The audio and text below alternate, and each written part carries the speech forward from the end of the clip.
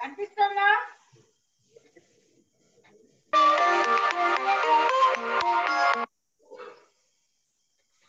కనిపిస్తుంది మేడం. అందరికి పెద్దలకు నమస్కారాలు. కనిపిస్తుంది మేడం.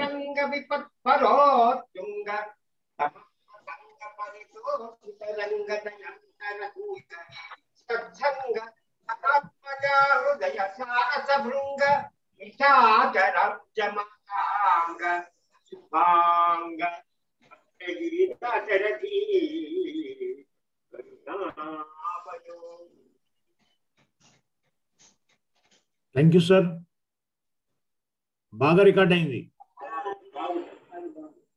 శ్రీరమ సీతగాగా నిజ సేవక బృందము వీర వైష్ణవాచార జనంబుగాగా విరజానది గౌతమిగా విగుడ్డమున్నారయ భద్రశైల శిఖరగ్రముగాగా వసించు చేతనోద్ధరపు భద్రగిరి నాగరది కరుణా.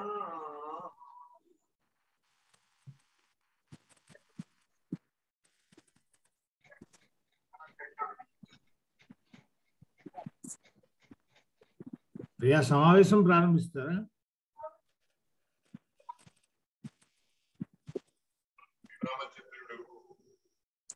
లోకాన్ని విస్తరించడం కోసం ధర్మస్వరూపమే శ్రీరామచంద్రుడిగా భూలోకానికి వచ్చాడు.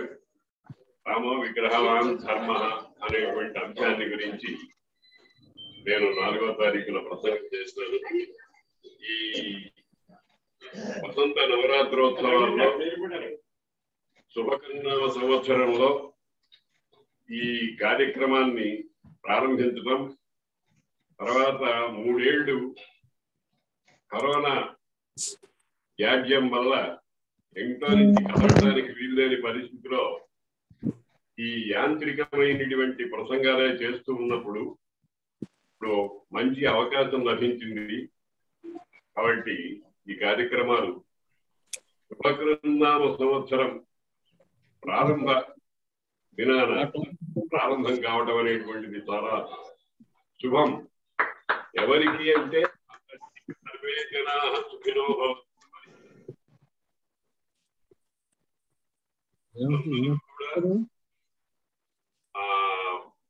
శుభాన్ని పొందడానికి అనుగుణమైనటువంటి ఏర్పాట్లు చేస్తున్న ఈ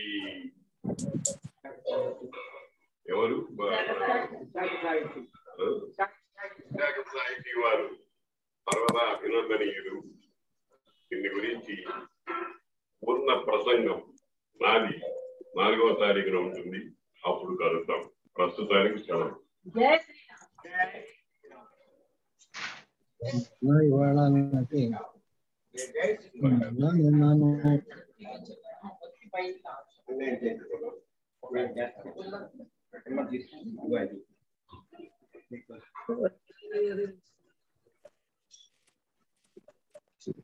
శ్రీమన్నారాయణ గారు నమస్తే. నమస్కారం. నమస్కారం. నమస్తే.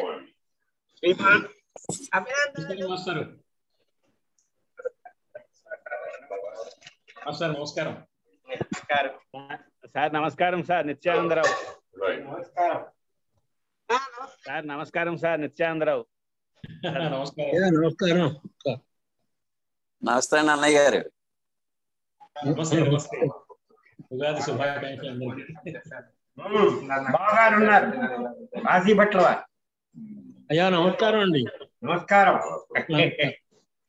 శుభకృత్నామ సంవత్సరంలో అందరినీ శుభప్రదంగా చూస్తూ ఉంటే చాలా ఆనందంగా ఉంది. ఇప్పుడే ఇనాగరేషన్ అయింది. శుభకృత్తు మీరు చేయాలి. చూపించారు. అందరికీ కూడా విశాఖ సాహితీ సాదర స్వాగతం పలుకుతున్నది. ఈ రోజున ముందుగా అందరికీ శుభకృత నామ సంవత్సర ఉగాది శుభాకాంక్షల్ని అందజేస్తున్నాం. ఈనాటి నుంచి కూడా వసంత నవరాత్రి రామాయణ ప్రసంగాల్ని మనం నుంచి ప్రారంభం చేసుకోబోతున్నాం. ప్రసంగాల ప్రారంభానికి ముందు శ్రీమతి ఎస్ సుబ్బలక్ష్మి గారి ప్రార్థనా గీతంతో మనం ప్రారంభించుకుందాం. శ్రీమతి ఎస్ సుబ్బలక్ష్మి గారు ప్రార్థన పాడతారు.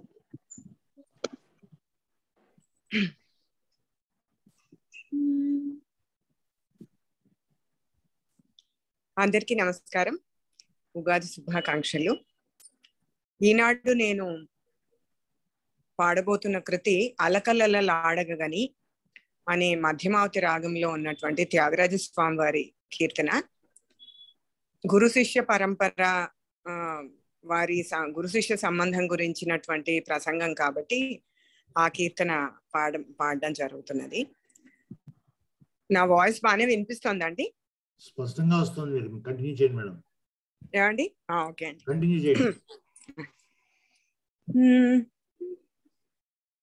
అలకలల్లడగని ఆరణ్ముని ఏటు పొంగెను అలకలల్లడగని ఆరణ్ముని ఏటు పొంగెను అలకలల్లడగని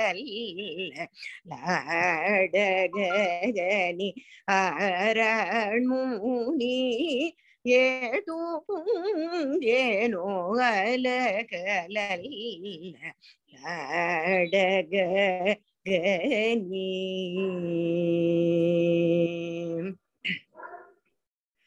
చెలువు మీరగను మరీచుని మదమణ చేయవేళ,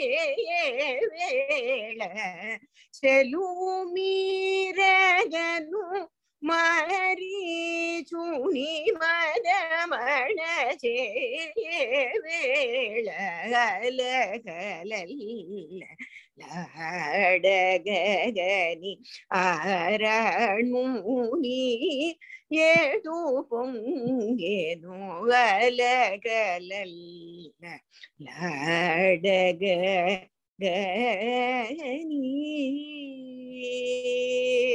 మునికను సైగ తెలిసి శివధనును విరచే సమయమున, మునికను సైగ తెలిసి శివధనును విరచే సమయమున త్యాగరజ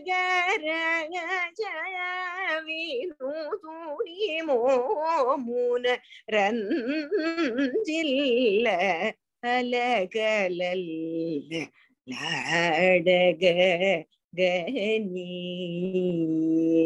మునికను సైగ తెలిసి శివధనును విరచే సమయమున త్యాగరజ వినుతుని మోమున రంజిల్ల అలకలల్లడగని ఆరణ్ముని ఏటు పొంగెను అలకలల్లడగని.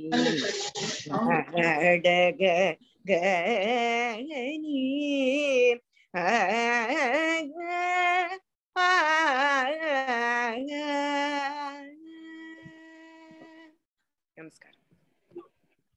ధన్యవాదాలమ్మా సుబ్బలక్ష్మి. చాలా చక్కటి రామ సంబంధమైన కీర్తనతో ఈ రోజున మన సభ ప్రారంభించినందుకు ధన్యవాదాలు.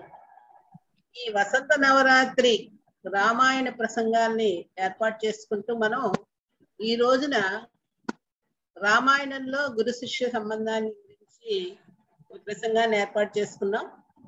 ఆ ప్రసంగాన్ని మనకు అందించడానికి వచ్చినటువంటి ఆచార్య మల్లాప్రగడ శ్రీమన్నారాయణ మూర్తి గారిని విశాఖ సాహితీ సాదర ఆహ్వానం పలుకుతున్నది.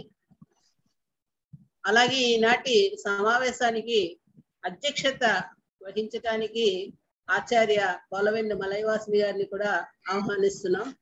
ఈ సందర్భంగా ఒక్క విషయాన్ని మాత్రం మనం చెప్పుకోవాలి.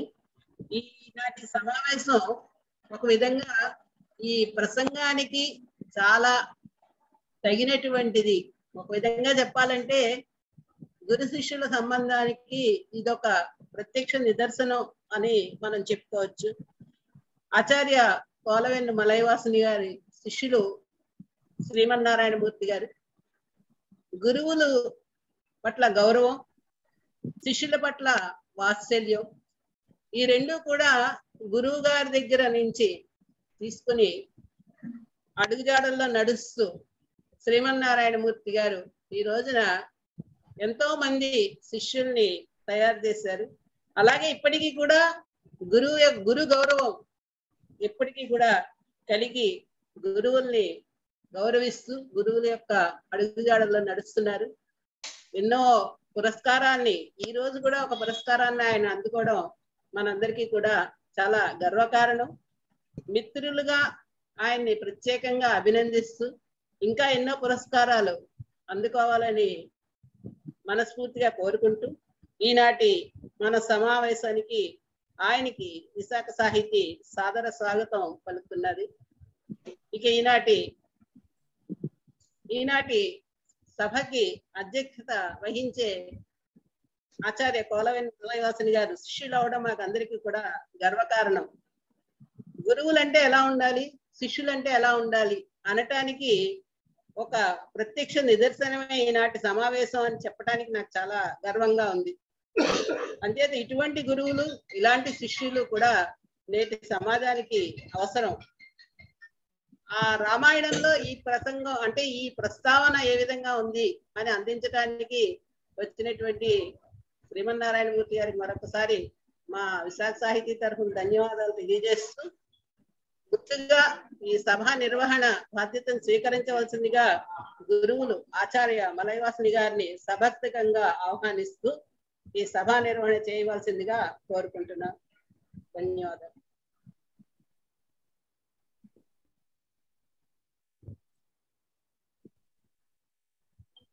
సభను ప్రారంభించిన డాక్టర్ కందాళ కనక మహాలక్ష్మి గారికి అభినందనలు. ఆపదామపహర్తారం దాతారం సర్వసంపదాం లోకాభిరామం శ్రీరామం భూయో భూయో నమామ్యహం. ఈరోజు శుభకృత్నామ సంవత్సర శుభ ఆరంభ వేళ. మనం గత మూడు సంవత్సరాలుగా వికారి వచ్చింది. వికారిలో మనమంతా ఈ ప్రకృతి ఎంత వికారంగా తన విజృంభణ చూపించిందో చూసాం. ఆ సంవత్సరం అయిపోయిన తర్వాత శార్వరి వచ్చింది. శార్వరి ఎంత చీకట్లో మనుషుల్ని ఉంచిందో కూడా గమనించాం. ప్లవ వచ్చింది, భయపడకండి మిమ్మల్ని దాటిస్తానంది. ఇంచుమించు ఆ ఒడ్డు నుంచి ఈ ఒడ్డుకి దాటించింది. కష్టాల కడలిలోంచి ఒడ్డున పడుతున్నాం అనుకుంటున్నాం. శుభకృత్ వచ్చింది, తప్పకుండా మనందరికీ ప్రపంచానికి శుభకృత్. అది ముందుగా ఆ శుభకృత్నామ సంవత్సరానికి నమస్కారాలు చేస్తూ, శ్రీరామచంద్రుడికి వసంత మాసానికి చాలా సంబంధం ఉంది. మన చైత్ర మాసంలో మనం జరుపుకునే ఉగాది పండుగ నాడే మనందరికీ ప్రియమైన శ్రీరామచంద్ర సంబంధమైన పండుగ కూడా మనం జరుపుకునేటువంటి ఆచారం మన ఋషులు మనకి ఏర్పాటు చేశారు. ఇవాళ నుంచి 9 రోజులు అంటే నవమి వరకు, నవమి నాడు స్వామి ఆవిర్భవించే వరకు ఈ 9 రోజుల్ని గర్భనవరాత్రులు అంటారు. ఈ 9 రోజులు ఆయన ముందు ఎన్ని రోజులు ఆవిడ గర్భంలో 12 నెలలు ఉన్నా ఈ 9 రోజులకి కూడా ఒక ప్రత్యేకతని ఆపాదించి 9 రోజులు కూడా స్వామివారిని శ్రీరామచంద్రుణ్ణి అర్చించే సంప్రదాయం మనకుంది. ఆ రకంగా అందువల్ల వసంత నవరాత్రుల్లో ఈ 9 రోజులు కూడా రామ కథని చెప్పుకోవడం, రామాయణ ప్రసంగాలు చేసుకోవడం, రాముణ్ణి తలుచుకోవడం అనేటువంటి ఒక మహనీయమైనటువంటి ఆచారం మన దేశంలో, మన భారతదేశంలో ఉంటుంది. ఆ పద్ధతిలోనే ఈ రోజు నుంచి 9 రోజులు రామాయణ సంబంధమైనటువంటి ఉపన్యాసాలని పండితులందరి చేత ఇప్పించాలనే కోరికతోటి గత ఏడాది కూడా అంతర్జాలంలో మనం చేసి ఉన్నాం. గత కాలంలో ఏం చేశామంటే వరుసగా కాండలను బట్టి కథాక్రమాన్ని చెప్పుకున్నాం. ఇప్పుడు అలా కాకుండా రామాయణంలో ప్రసిద్ధమైన కొన్ని అంశాలు ఉన్నాయి. ఆ అంశాల గురించి ప్రత్యేకంగా వివరించుకుంటే బాగుంటుంది అనే ఉద్దేశంతో ఈ సంవత్సరం అలా 9 అంశాలను తీసుకుని ఈ ఉపన్యాసాలు ఇప్పిస్తున్నాము. మీ అందరికీ ఆహ్వాన పత్రిక పెట్టాం కాబట్టి అందులో అవన్నీ ఉంటాయి. ఆ తర్వాత ఇప్పటికే కాలాతీతం అయిపోయింది, అందువల్ల నేను ఆ వివరాలు చెప్పట్లేదు. ఈ రోజు ముఖ్యంగా చెప్తున్నటువంటి అంశం గురు శిష్య సంబంధం.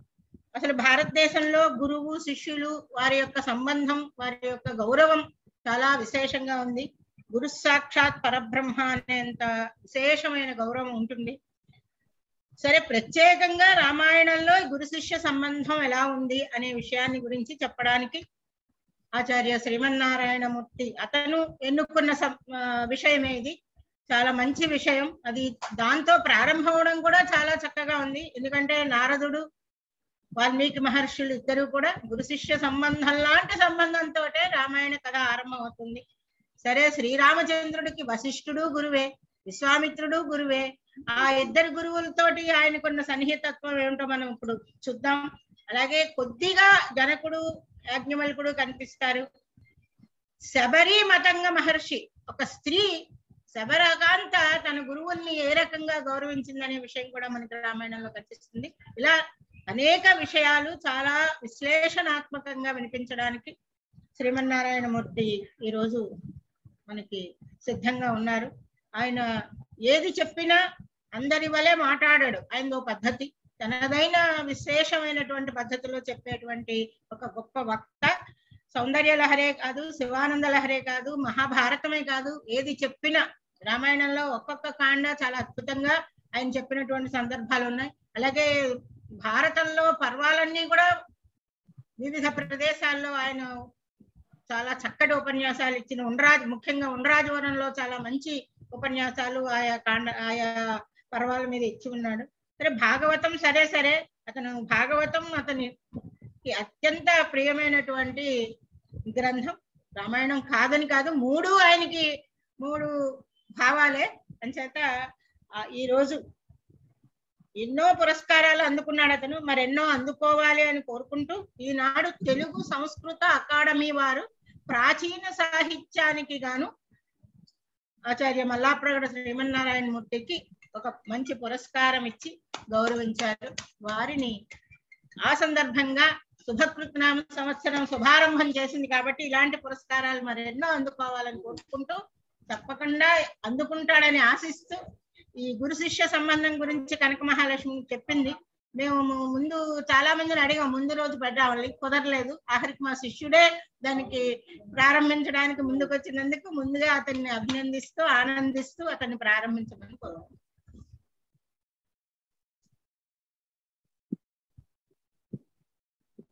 అన్మ్యూట్ చేసుకోవాలి శ్రీమాన్. శ్రీరామ శరణం సమస్త జగతాం, శ్రీరామ శరణం సమస్త జగతాం, రామం వినా కాగతి రామేణ ప్రతిహన్యతే, కలిమలం రామాయ తస్మై నమః, రామాత్రస్యతి కాలభీమ భుజగః, రామస్య సర్వం వసే, రామే భక్తిరఖండితా భవతు, హే రామ త్వమేవ ఆశ్రయః.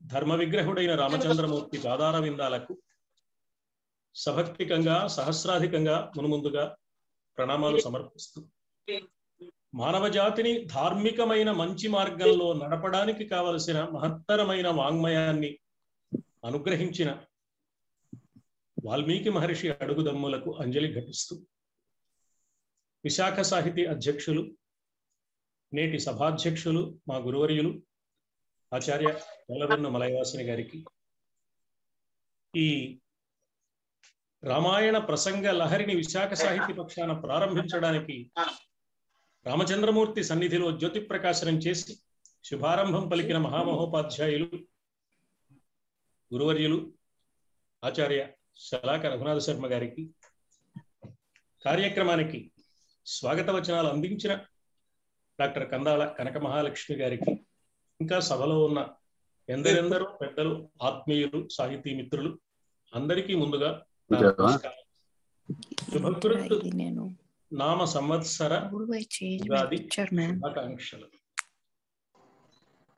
భారతీయ సంప్రదాయంలో గురు శిష్యుల అనుబంధం చాలా విశిష్టమైనదిగా మన పెద్దలు చెప్పారు. గురు శిష్యుల అనుబంధము, గురు శిష్యుల అనుబంధము వర రామాయణ కథలను వరలిన రీతిన్ పరికింపగ మనసు కలిగే తరింపగ మా గురువులు దారిని చూపన్ అనే విశ్వాసంతో రామాయణంలో ఉన్న గురు శిష్యుల అనుబంధాన్ని గురించి యథావకాశంగా 4 మాటలు మీ అందరితో పంచుకోవడానికి ప్రయత్నం చేస్తాను. ఆచార్య పూర్వ రూపం అంతేవాసి ఉత్తర రూపం విద్యా సంధి ప్రవచనం సంధానం అని తైత్తిరీయం స్పష్టంగా చెబుతోంది. వేద ధర్మం పలికిన మాట ఇది. మరి భారతీయ సంప్రదాయంలో పురాణేతిహాసాల్లో, వేద ధర్మాన్ని అనుసరించి వచ్చిన పురాణేతిహాసాల్లో, లేక దేశ చరిత్రను మనం పరిశీలించిన దేశ చరిత్రలో కూడా ఎందరెందరో ఆదర్శమూర్తులైన గురువులు తమ ఆదర్శం ప్రకారం శిష్యుణ్ణి నడిపించి శిష్యుని చేత మహత్తరమైన ఘనకార్యాలు సాధింపచేసిన గురువులు, అలాగే అనన్యమైన గురుభక్తితో గురువాక్యాన్ని వేదవాక్యంగా భావించి జీవితం అంతా వేదవాక్యానికి కట్టుబడి ఉండి లోక క్షేమంకరమైన కార్యక్రమాలను అనితర సాధ్యంగా నిర్వర్తించిన ఎందరో మహనీయులైన శిష్యులు మనకు చరిత్ర మడతల్లోనూ పురాణేతిహాసాల్లోనూ కూడా కనిపిస్తారు. చంద్రగుప్తుడు, చాణక్యుడు చూసిన, శివాజీని, సమర్థ రామదాసును పరిశీలించిన, వివేకానంద రామకృష్ణ పరమహంసల కథను గమనించిన, భారత జాతీయ ఉద్యమాన్ని నిర్వహించిన మహాత్మా గాంధీ, ఆయనకు గురువైన గోపాలకృష్ణ గోఖలేలను చూసిన, విశ్వశ్రేయోదాయకమైన అద్భుత ఘనకార్యాలను సాధించగల శిష్యులు, ఆ విధంగా శిష్యులకు స్ఫూర్తి ప్రదాతలై వారిని మహామహులుగా తీర్చిదిద్దగలిగిన గురువులు ఎందరెందరో.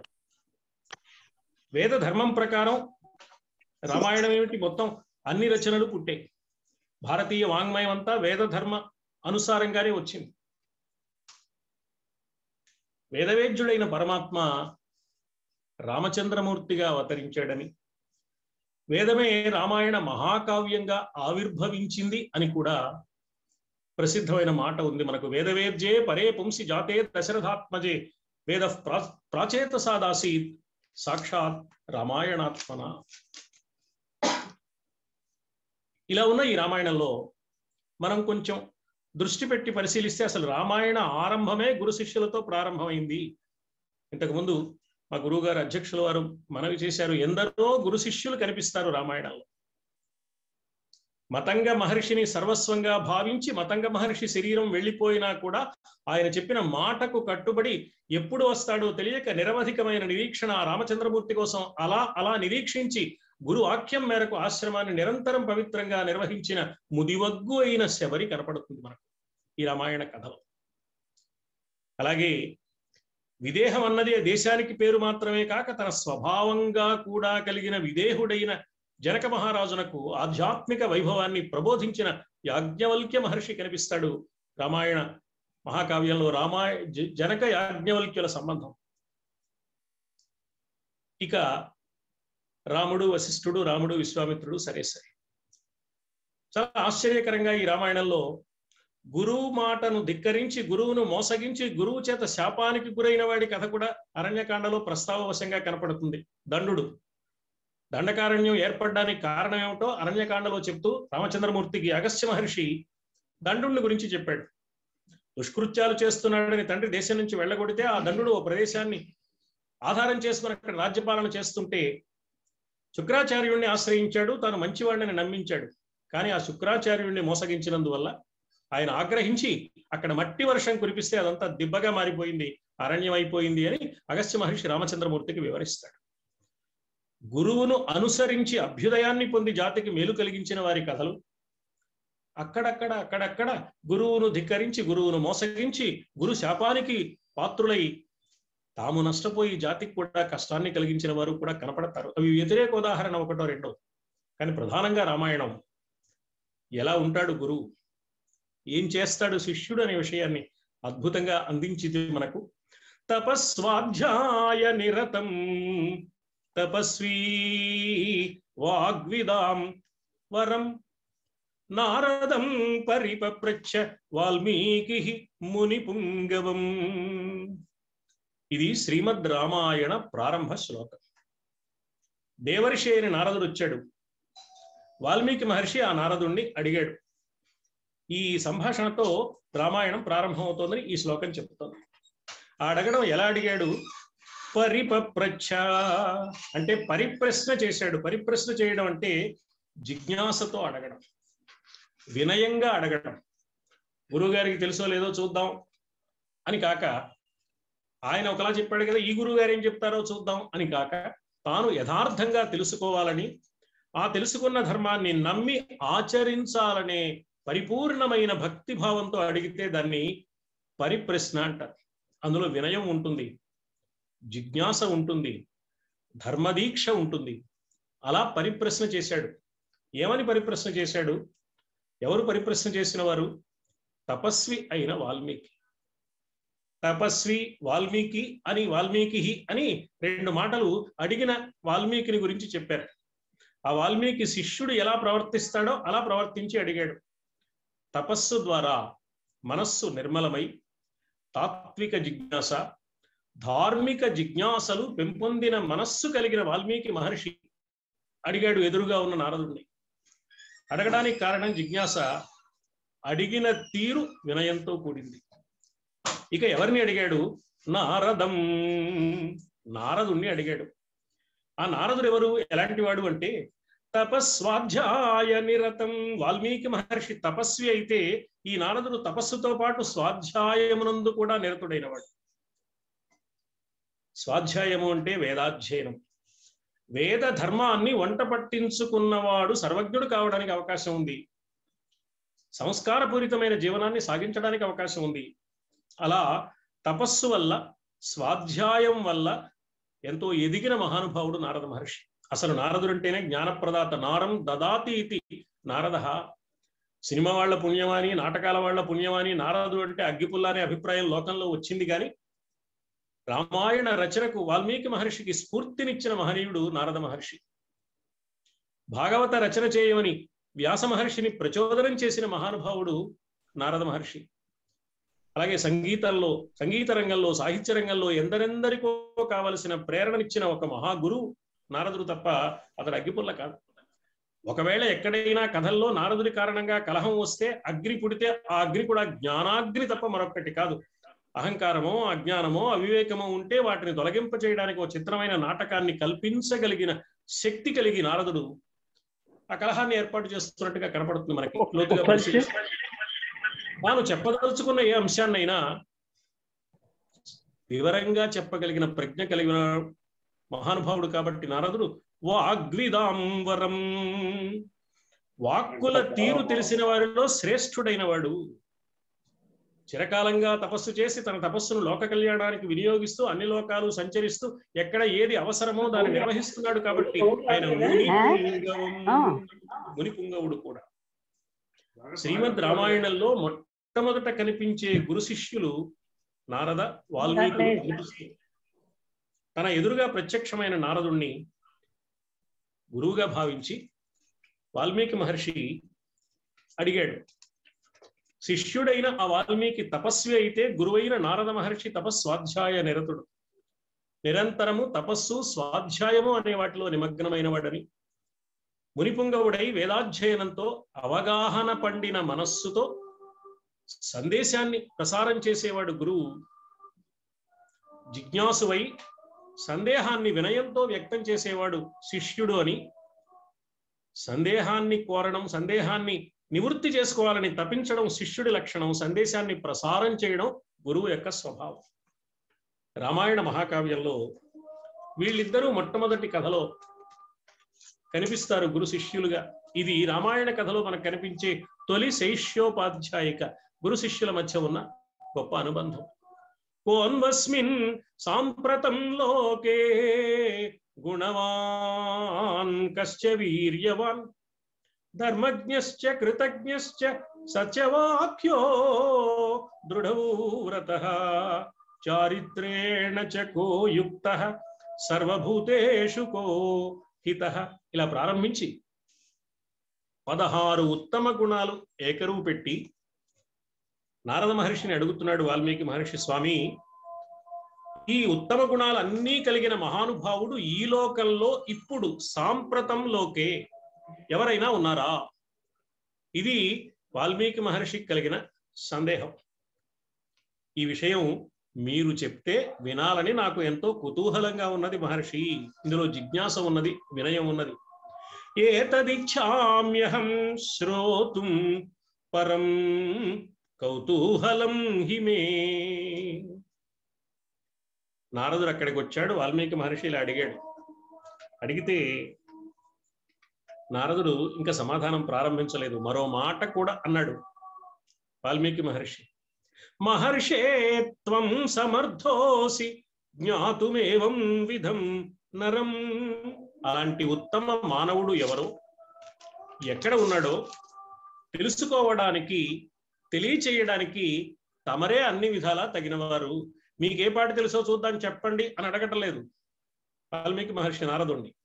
ఎంత వినయంగా, గౌరవాన్ని ప్రకటిస్తూ, భక్తిని ప్రకటిస్తూ, జిజ్ఞాస నిండిన మనస్సుతో అడుగుతున్నాడో మనం గమనించాలి. గురువు సన్నిధిలో శిష్యుడు ఇలా వినయంగా అడిగి తెలుసుకోవాలి. జిజ్ఞాస, వినయము శిష్యుడి లక్షణాలు. అందువల్ల శిష్యుడు ఎలా ఉంటాడో ఇక్కడ చూపించారు. గురువు ఎలా ఉంటాడో కూడా ఈ సందర్భంలో రామాయణం సూచిస్తోంది. వాల్మీకి మహర్షి ఈ మాట చెప్పగానే నాకేం తెలుసయ్యా, నాకేం సంబంధం, నేనేం చెప్తాను అనలేదు నారదుడు. అడిగావుగా, ఇదో చెప్తున్నాను చూడు, నువ్వు సరైన వాడిని అడిగావు, నన్ను అడిగావు కాబట్టి సరిపోయింది, ఇంకెవరు చెప్పగలరు ఇది నేను తప్ప అని అనలేదు ఆ నారద మహర్షి. మునే వక్ష్యామ్యహం బుద్ధ్వా. నేను బాగా తెలుసుకుని చెప్తానయ్యా, ఆలోచించి చెప్తాను, పరిశీలించి చెప్తాను. బహవో దుర్లభాశ్చైవ ఏ త్వయా కీర్తితా గుణాః మునే వక్ష్యామ్యహం బుద్ధ్వా తైర్యుక్త శ్రూయతాం నరః. ఇలా బాధ్యతతో ఆలోచించి తాను తెలుసుకుని చెప్పడానికి కావలసిన ప్రయత్నం చేయడం ఉత్తముడైన గురువు యొక్క ధర్మం. కాబట్టి ఇక్కడ వాల్మీకి నారదులు ఉత్తములైన గురు శిష్యులుగా కనిపిస్తారు. ఇక్ష్వాకు వంశ ప్రభవో రామో నామ జనైశ్రుతః అని ప్రారంభించి రామాయణ కథ అంతటిని, రామ అవతారం నుంచి రామాయణ కథ మొత్తాన్ని సమగ్రంగా, సంక్షిప్తంగా, సంగ్రహ రామాయణంగా అనుగ్రహించాడు నారద మహర్షి. శిష్యుడి మనస్సులోని ఆసక్తిని గమనించి అతడికి సందేహ నివృత్తి చేయడం గురువు గారి ధర్మం అని ఈ సన్నివేశం మనకు నిరూపిస్తోంది. అలాంటి ధర్మాన్ని అనుసరించిన వాడు గురువు అయిన నారదుడు. అలాగే ఇక శిష్యుడి మీద గురువు గారి ఉపదేశ ప్రభావం ఎంతైనా ఉంటుంది. సద్గురువు యొక్క ఉపదేశ ప్రభావం శిష్యుడి మనస్సు మీద తప్పకుండా ప్రసరిస్తుంది. నారదుడు వచ్చాడు. వచ్చిన నారదుడిని వాల్మీకి మహర్షి అడిగాడు. నారదుడు రామకథ చెప్పి వెళ్ళిపోయాడు. నారద మహర్షికి వీడ్కోలు చెప్పి వాల్మీకి మహర్షి మాధ్యాహ్నికమైన స్నాన సంధ్యాది క్రియాకలాపాలు నిర్వర్తించుకోవడానికి తమసా నదికి వెళ్ళాడు. వాల్మీకి మహర్షి తన శిష్యుడైన భరద్వాజుడిని కూడా వెంట తీసుకుని వెళ్ళాడు. గురువు గారిని అనుసరించి వెళ్ళాడు భరద్వాజుడు. తమసా నదీ తీరానికి చేరారు. వాల్మీకి మహర్షి ఆ నది వంక చూస్తూ ఓ మాట అంటాడు. ఓ ప్రదేశంలో ఆగాడు. ఇక్కడ రేవు చాలా నిర్మలంగా ఉంది చూసావా భరద్వాజ, ఇది ప్రశాంతంగా ఉంది, స్నానయోగ్యంగా ఉంది, ఇక్కడ స్నానం చేస్తే బాగుంటుంది. అకర్దమమిదం తీర్థం భరద్వాజ నిశామయ రమణీయం ప్రసన్నంబు సన్మనుష్యమనో యథా ఇదమేవ అవగాహిష్యే తమసా తీర్థముత్తమం. ఇక్కడే మనం స్నానం చేస్తే బాగుంటుంది అన్నాడు. నిజానికి వాల్మీకి మహర్షి ప్రతిరోజు ఇదే తమసా నదికి వస్తున్నాడు స్నానానికి, ఇక్కడే స్నానం చేస్తున్నాడు. ఇక్కడ రేవులు ఏవి అతనికి కొత్తవి కావు. ఏ రేవు బాగుంటుందో, ఎక్కడ స్నానయోగ్యంగా ఉంటుందో, ఎక్కడ బురద లేకుండా నిర్మలంగా ఉంటుందో అతనికి కొత్తగా తెలుసుకోవాల్సిన విషయం ఏం కాదు. ప్రతినిత్యము త్రికాల సంఖ్యల్లో స్వచ్ఛ జలాలున్న రేవులలోనే దిగి స్నానం చేస్తాడు ఆ మహర్షి. అక్కడ ఏ రేవులో నదీ జలం స్నానయోగ్యంగా ఉంటుందో ఆయన కొత్త విషయం కాదు. ఈ నది రేవు ఈవేళ మాత్రమే బురద లేకుండా అకర్దమంగా ఉన్నదా? ఎప్పుడు అలాగే ఉన్నది. ఈవేళ ఆ మహర్షి దాన్ని గమనించాడు. ఎందుకు అంటే మనస్సు నిండా స్వచ్ఛమైన మనస్సు కలిగిన మహానుభావుడైన రాముడు నిండిపోయాడు. గురువు చేసిన నారద మహర్షి ఉపదేశ ప్రభావంగా వాల్మీకి మహర్షి మనస్సు నిండా రాముడే ఉన్నాడు. ఏం చూసినా రాముణ్ణి చూసినట్టు అనిపిస్తుంది. రాముడి లక్షణం ఏమిటి? స్వచ్ఛమైన హృదయం కలిగి ఉండడం. ఈ రాముణ్ణి చూసిన స్వచ్ఛమైన హృదయంలో రాముణ్ణి చూసిన స్వచ్ఛమైన మనస్సు గల రామచంద్రమూర్తి తన గుండె నిండా నిండి ఉండగా నదిరేవును చూడగానే ఆ రాముడు గుర్తుకొచ్చాడు. అకర్దమమిదం తీర్థం, అది గమనికకొచ్చింది. పైగా స్వచ్ఛత ఎలా ఉంది దానికి ఉదాహరణ చెప్పాడు. రాముడు గుర్తొచ్చాడు వాల్మీకి మహర్షికి. రాముడే వాల్మీకి మహర్షి మనస్సు నిండా నిండి ఉన్నాడు కాబట్టి ఈ నీరు చాలా బాగుంది, ఇక్కడ స్వచ్ఛ జలం ఉంది అని అన్నాడు అని అనడానికి మన అభిప్రాయం కాదు. అది సన్మనుష్య మనోయథ, మంచివాడి మనస్సు వలే అనే పోలిక చెప్పాడు వాల్మీకి మహర్షి. ఆ మంచివాడు ఎవరు? రాముడు కాక. అందుకని మంచివాడి మనస్సులా అందంగా ప్రసన్న జలాలతో స్వచ్ఛంగా పారదర్శకంగా ఉన్నది ఈ రేవు. ఈ పోలిక వాల్మీకి మహర్షిని ఈవేళ ఎందుకు ఈ పోలిక స్ఫురించింది వాల్మీకి మహర్షికి? ఇది చాలా ఆశ్చర్యకరమైన విషయం. నారద మహర్షి ఉపదేశించిన రామకథ ప్రభావం అది. నారదుడి ఉపదేశంతో ఆ కథలోని మంచి మనస్సు కలిగిన రాముడే వాల్మీకి మనస్సంతా నిండి ఉన్న కారణం చేత తమసా నది రేవు కూడా మంచివాడి మనస్సు వలె తోచింది ఆ మహర్షికి. యద్భావం తద్భవతి కదా. ఆ మహర్షికి గురూపదేశ ప్రభావం ఇంతగా ఉంటుంది అని ఈ సన్నివేశం మనకు చెప్తోంది. ఒక మంచి గురువు మంచి శిష్యుడికి ఏదైనా ప్రబోధిస్తే ఆ ప్రభావం ఎంతో విశేషంగా ఉంటుంది. మంచి శిష్యుడికి నేర్పిన విద్య వలే అని కాళిదాస మహాకవి అభిజ్ఞాన శాకుంతలంలో ఒక పోలిక చెప్పాడు. విద్య ఎప్పుడు ప్రయోజనకరం అవుతుంది, ప్రభావవంతం అవుతుంది, సార్థకం అవుతుంది అంటే నేర్చుకున్న శిష్యుడు మంచివాడై ఉన్నప్పుడు, సామర్థ్యంతో పాటు సంస్కారం కూడా కలిగిన వాడు అయి ఉన్నప్పుడు.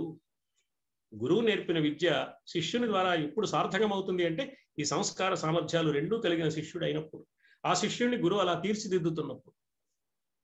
ఇలా వాల్మీకి మహర్షి భరద్వాజుడికి చెప్పి ఆనందిస్తున్నంతలో అక్కడ ఆ నదీ తీరంలో ఒక వేటగాడు రావడం, క్రౌంచ పక్షుల జంటలో ఒక దాన్ని కొట్టడం, ఆ పక్షి నేల రాలిపోవడం, జంటలోని రెండో పక్షి వెలవెల్లాడడం.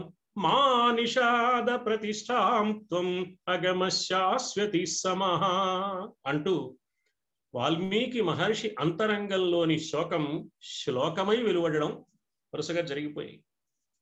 అన్ని పాదాల్లోనూ అక్షరాలు సమంగా ఉండి వీణ తీగలపై మీటడానికి తగినట్లుగా వెలువడింది ఈ సన్నివేశంలో ఈ శ్లోకం అని తర్వాత వాల్మీకి మహర్షి గుర్తించాడు. పాదబద్ధో అక్షర సమః తంత్రీలయ సమన్విత శోకార్తస్య ప్రవృత్తో మే శ్లోకో భవతు నాన్యథా అని శిష్యుడితో కూడా అన్నాడు. సరే, మనస్సంతా ఆ సన్నివేశం ద్వారా కొంత చెదిరింది. మనస్సు నిండా రాముడే ఉన్నాడు తలుచుకుంటూ ఆ భావంతో ఇంటికి వచ్చాడు. ఇక్కడ కూడా మనం ఆలోచిస్తే ప్రతినిత్యము ఎవడో వేటగాడు ఏ పక్షిని కొట్టడమో ఏ మృగాన్ని బాణంతో కొట్టడమో జరుగుతూనే ఉంటుంది. అడవి ప్రాంతాల్లో నదీ తీరాల్లో ఇలాంటివి సహజంగా జరిగేవి. వాల్మీకి మహర్షి రోజు కూడా చూసి ఉండొచ్చు. ఈవేళ మనస్సుకు తాకింది అది. అంటే గురూపదేశంతో మనస్సు ఎంత మెత్తనవుతుంది, ఎంత స్పందించే హృదయంగా మారుతుంది, గురువు యొక్క ప్రభావం ఎంత ఉంటుంది శిష్యుడి మీద అనేది ఈ సన్నివేశం మనకు చూపిస్తుంది. సరే, నదీ తీరం నుంచి ఆశ్రమానికి తిరిగి రాగానే నారదుడేమో ఉపదేశం చేసి వెళ్ళాడు. అప్పుడు మహర్షి మళ్ళీ ఆశ్రమానికి రాగానే బ్రహ్మదేవుడు ప్రత్యక్షమయ్యాడు. మచ్ఛందాదేవతే బ్రహ్మన్ ప్రవృత్తేయం సరస్వతి రామస్య చరితం సర్వం కురుత్వం ఋషి సత్తమ. ఆ వచ్చిన బ్రహ్మదేవుణ్ణి స్వాగత సత్కారాలు చేసి గౌరవించాడు వాల్మీకి మహర్షి. బ్రహ్మదేవుడు అన్నాడు, నా అనుజ్ఞ కారణంగానే నీ నుంచి ఈ వాక్కు వెలువడింది మహర్షి. నీ నోట అసత్యం పలకదు. నతే వాగనృతాకార్యే కావ్యే కాచిదత్ర భవిష్యతి. పొరపాటున కూడా నీ నోటి వెంట అసత్యం పలకదు. నువ్వు చెప్పేదంతా సత్యమవుతుంది. రామకథ మొత్తం చెప్పవయ్యా. నువ్వు చెప్పబోయే రామకథ యావత్ స్థాస్యంతి గిరయః సరితశ్చ మహీతలే తావత్ రామాయణ కథా లోకేషు ప్రచలిష్యతి. జీవనదులు ప్రవహిస్తున్నంత కాలం, పర్వతాలు గట్టిగా నిలబడి ఉన్నంత కాలం నీ ముఖతః వెలువడుతున్న ఈ రామాయణం శాశ్వతంగా అలా నిలిచి ఉంటుంది సుమా. ఇది బ్రహ్మవాక్కు. బ్రహ్మదేవుడు కూడా గురుస్థానంలో వాల్మీకి మహర్షికి ఆశీర్వచనాన్ని అందించాడు. అంటే రామకథకు ప్రేరణ అందించిన గురువు ఒకరు, ఆ ప్రేరణను స్థిరపరిచి రామాయణం రాయమని ప్రోత్సహించిన గురువు మరొకరు. ఈ రెండింటికి కారణం, మూలం మొట్టమొదట శిష్యుని మనస్సులో ఉన్న ఒక కుతూహలం, ఒక ఆసక్తి, ఒక జిజ్ఞాస. ఆసక్తే అర్హత సత్కార్య నిర్వహణకు అని. ఆ అర్హత కలిగిన వారికి గురువులు వారంతట వారుగా వారి దగ్గరకు నడిచి వచ్చి, ఇక్కడ రెండు సన్నివేశాల్లో కూడా బ్రహ్మదేవుడి దగ్గరకు కానీ నారద మహర్షి దగ్గరకు కానీ వాల్మీకి వెళ్ళాల. గురువు అర్హత పండినప్పుడు, గురువు శిష్యుని సాధన పండినప్పుడు, శిష్యుడు తగిన సాధన చేసి అందుకు అర్హుడైనప్పుడు గురువే నడిచి వస్తాడు అని కూడా ఈ సన్నివేశం తెలియజేస్తుంది. భరద్వాజుడితో పాటు మిగతా శిష్యులు కూడా ఉన్నారు ఆశ్రమంలో. బ్రహ్మదేవుడు ఇచ్చిన ఆశీర్వచనాన్ని విన్నారు. బ్రహ్మదేవుడు ఈ మాట చెప్పి వెళ్ళాడు, పర్వతాలు ఉన్నంత కాలం, జీవనదులు ఉన్నంత కాలం నీ రామాయణ కథ నిలబడి ఉంటుంది అని. బానే ఉంది. కానీ ఆయన అలా చెప్పేసి వెళ్ళిపోయిన తర్వాత శిష్యులందరూ, ఆహా, మా గురువు గారి మాటల గురించి బ్రహ్మదేవుడు ఎంత బాగా చెప్పాడని తలుచుకుని మురిసిపోయారట. తస్య శిష్యాస్తత సర్వే జగుహు శ్లోకమిమం పునః. ఈ శ్లోకాన్ని మళ్ళీ మళ్ళీ మళ్ళీ మళ్ళీ తలుచుకున్నారు. ఇది రామాయణంలో కనిపించే అద్భుతమైన సన్నివేశం. ఇందాక దండుడి వృత్తాంతం అనుకున్నాం మనం. సత్ప్రవర్తనతో గురు కటాక్షం పొందాలి, కానీ దుష్ప్రవర్తనతో గురువుల ఆగ్రహానికి గురి కారాదు అని దండుడి కథ, శుక్రాచార్యుల వారి కథ మనకు తెలియజేస్తూనే ఉంది. సరే, ఒక్కసారి ఈ బాలకాండలో ప్రారంభం నుంచి మనం అయోధ్యాకాండలో అడుగు పెడితే, రాముడు అడవులకు వెళ్ళాడు. అడవులకు వెళ్ళిన సన్నివేశం అందరికీ బాధను కలిగించే సన్నివేశమే. ఆ సన్నివేశంలో అసలు రాముడికి మాత్రమే కాదు, దశరథుడికి కూడా, ఇక్ష్వాకు వంశీయులందరికీ కుల గురువుగా ఉన్న వశిష్ఠుడు, రామ లక్ష్మణ భరత శత్రుఘ్నులకు ధనుర్విద్య నేర్పిన విద్యాగురువైన వశిష్ఠుడు, సంతతి కోసం పరితపించిన దశరథ మహారాజును ప్రోత్సహించి అశ్వమేధ పుత్రకామేష్టి క్రతువులు నిర్వహింపజేసిన మంచి గురువు ఏం చేశాడు అంటే, గురువు ఎంత బాధ్యత పడతాడో కూడా రామాయణం అయోధ్యాకాండలో మనకు చెప్తుంది. రాముడు అడవులకు వెళ్ళాడు, దశరథుడు నిర్యాణం చెందాడు. ఇప్పుడు సింహాసనాన్ని ఆక్రమించవలసిన, స్వీకరించవలసిన భరతుడేమో ఎక్కడో మేనమామల రాజ్యంలో, కేకయ్య రాజ్యంలో ఉండిపోయాడు. ఆ భరతుడికి దూతల ద్వారా కబురు పంపడం గురువు యొక్క బాధ్యత. అందుకని కులగురువు అయిన వశిష్ఠుడు ఆ కబురు పంపాడు. కబురు పంపుతూ ఏమన్నాడు, నారాజకే జనపదే యోగక్షేమం ప్రవర్తతే. ఎందుకయ్యా కబురు పంపాలి అంటే కేవలం ఉద్యోగ బాధ్యత కాదు, హృదయంలో ఒక ధర్మాన్ని నమ్మిన వ్యక్తి ఆ గురువు వశిష్ఠ మహర్షి.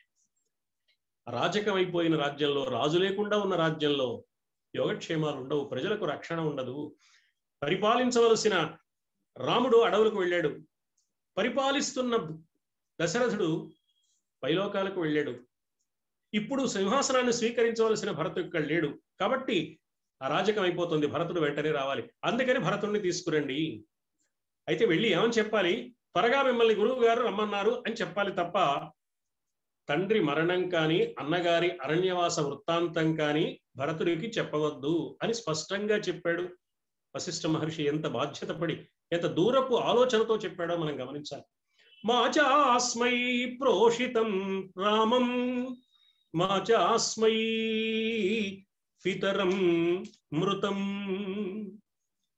తండ్రి మరణించిన వార్త గాని అన్నగారు అడవుల పాలైన వార్త గాని చెప్పవద్దు అని స్పష్టంగా చెప్పి మరి పంపించాడు.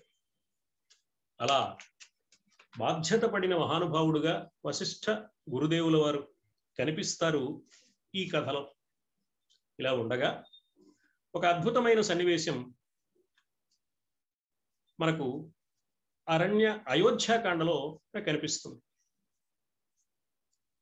అయోధ్యాకాండలో భరతుడు వచ్చిన తర్వాత తండ్రి గారి మరణ వార్త, అన్నగారి అరణ్యవాస వృత్తాంతం తెలుసుకున్నాడు భరతుడు. చాలా బాధపడ్డాడు. తల్లి అని కూడా చూడకుండా నానా దుర్భాషలాడాడు. ఏమైనా సరే నువ్వు అనుకున్నది జరగనివ్వను, నేను అరణ్యాలకు వెళ్తాను, అన్నయ్యని తీసుకొస్తానని ఆవేశపడ్డాడు, ఆవేదన చెందాడు. అయినా అన్ని కార్యక్రమాలు జరుగుతున్నాయి. తండ్రికి చేయవలసిన ఉత్తర క్రియలన్నీ పూర్తయిపోయిన తర్వాత ఒక రోజున సభాభవనంలో కావలసిన పట్టాభిషేకానికి కావలసిన ఏర్పాట్లన్నీ చేసి ఆ సింహాసనాన్ని చూపిస్తూ వశిష్ఠ గురుదేవుల వారు భరతుడితో ఒక మాట అన్నారు. తాత రాజా దశరథ స్వర్గతో ధర్మమాచరన్ ధన ధాన్యవతీం స్ఫీతాం ప్రదాయ పృథివీం తవా. నాయన భరత, మీ తండ్రి అయిన దశరథ మహారాజు స్వర్గానికి వెళ్ళిపోయాడు. ధర్మ నిర్వహణలో చాలా మహానుభావుడు ఆయన. ధనధాన్య సమృద్ధి కలిగిన ఈ అయోధ్య రాజ్యాన్ని నీకు అప్పగించి వెళ్ళాడయ్యా, నువ్వు పరిపాలించాలి అని వశిష్ఠ గురుదేవులు వారు అన్నారు. అంటే నిజానికి భరతుడి మనస్సు, భరతుడి ఆలోచన విధానం, భరతుడి ధార్మిక నిరతి వశిష్ఠుల వారికి తెలీదా? ఎందుకన్నారు ఈ మాటను ఆలోచిస్తే ఒక రకంగా పరీక్ష, శీల పరీక్ష లాంటిది అనిపిస్తుంది మనకు. భరతుడు చూశాడు. స బాష్పకలయా వాచా కలహం సస్వరో యువం విలలాప సభా మధ్యే జగర్హే చ పురోహితం. కుల గురువైన వశిష్ఠుల వారిని చూసి అంతరంగంలో తట్టుకోలేని బాధ వచ్చి, గురువు కూడా నన్ను అర్థం చేసుకోలేకపోతున్నాడా, నాకు రాజ్యకాంక్ష ఉందని, ఎప్పుడెప్పుడు సింహాసనం అధిష్ఠించాలని నేను ఆరాటపడుతున్నానని గురువు గారు కూడా అనుకుంటున్నారా అని బాధ కలిగి ఛీ అన్నాడు. ఇది గురువు గారిని ఛీ అనడం కాదు, ఆ సన్నివేశంలో తన స్థితి ఇంత దిగజారిపోయింది కదా, తాను రాజ్యకాంక్ష కోసం రాజ్యకాంక్షతో విలవిల్లాడిపోతున్నట్టుగా కైకమ్మకు స్వభావానికి సరిపోయే కుమారుడు అనే అనుకుంటున్నారా వశిష్ఠ గురుదేవులు కూడా అని తన గురించి తనకు ఛీ అనిపించింది అనమాట. జగర్హే చ పురోహితం. చూసే వాళ్ళకి వశిష్ఠుడినే చీ కొట్టినట్టు కనపడుతోంది అక్కడ. విలలాప సభా మధ్యే. నిండు సభలో గొల్లున ఏడ్చాడు భరతుడు. ఇది భరతుడికి శీల పరీక్ష చేసి భరతుడి ఔన్నత్యానికి రాపిడి పెట్టి, ఆ భరతుడు ఏ ధర్మానికి కట్టుబడి ఉన్నాడో అదే ధర్మానికి మరింతగా కట్టుబడి ఉండడానికి గురువు గారు చేసిన ఏర్పాటు అన్నట్లుగా కనిపిస్తుంది ఈ సన్నివేశంలో రామాయణ వృత్తాంతం.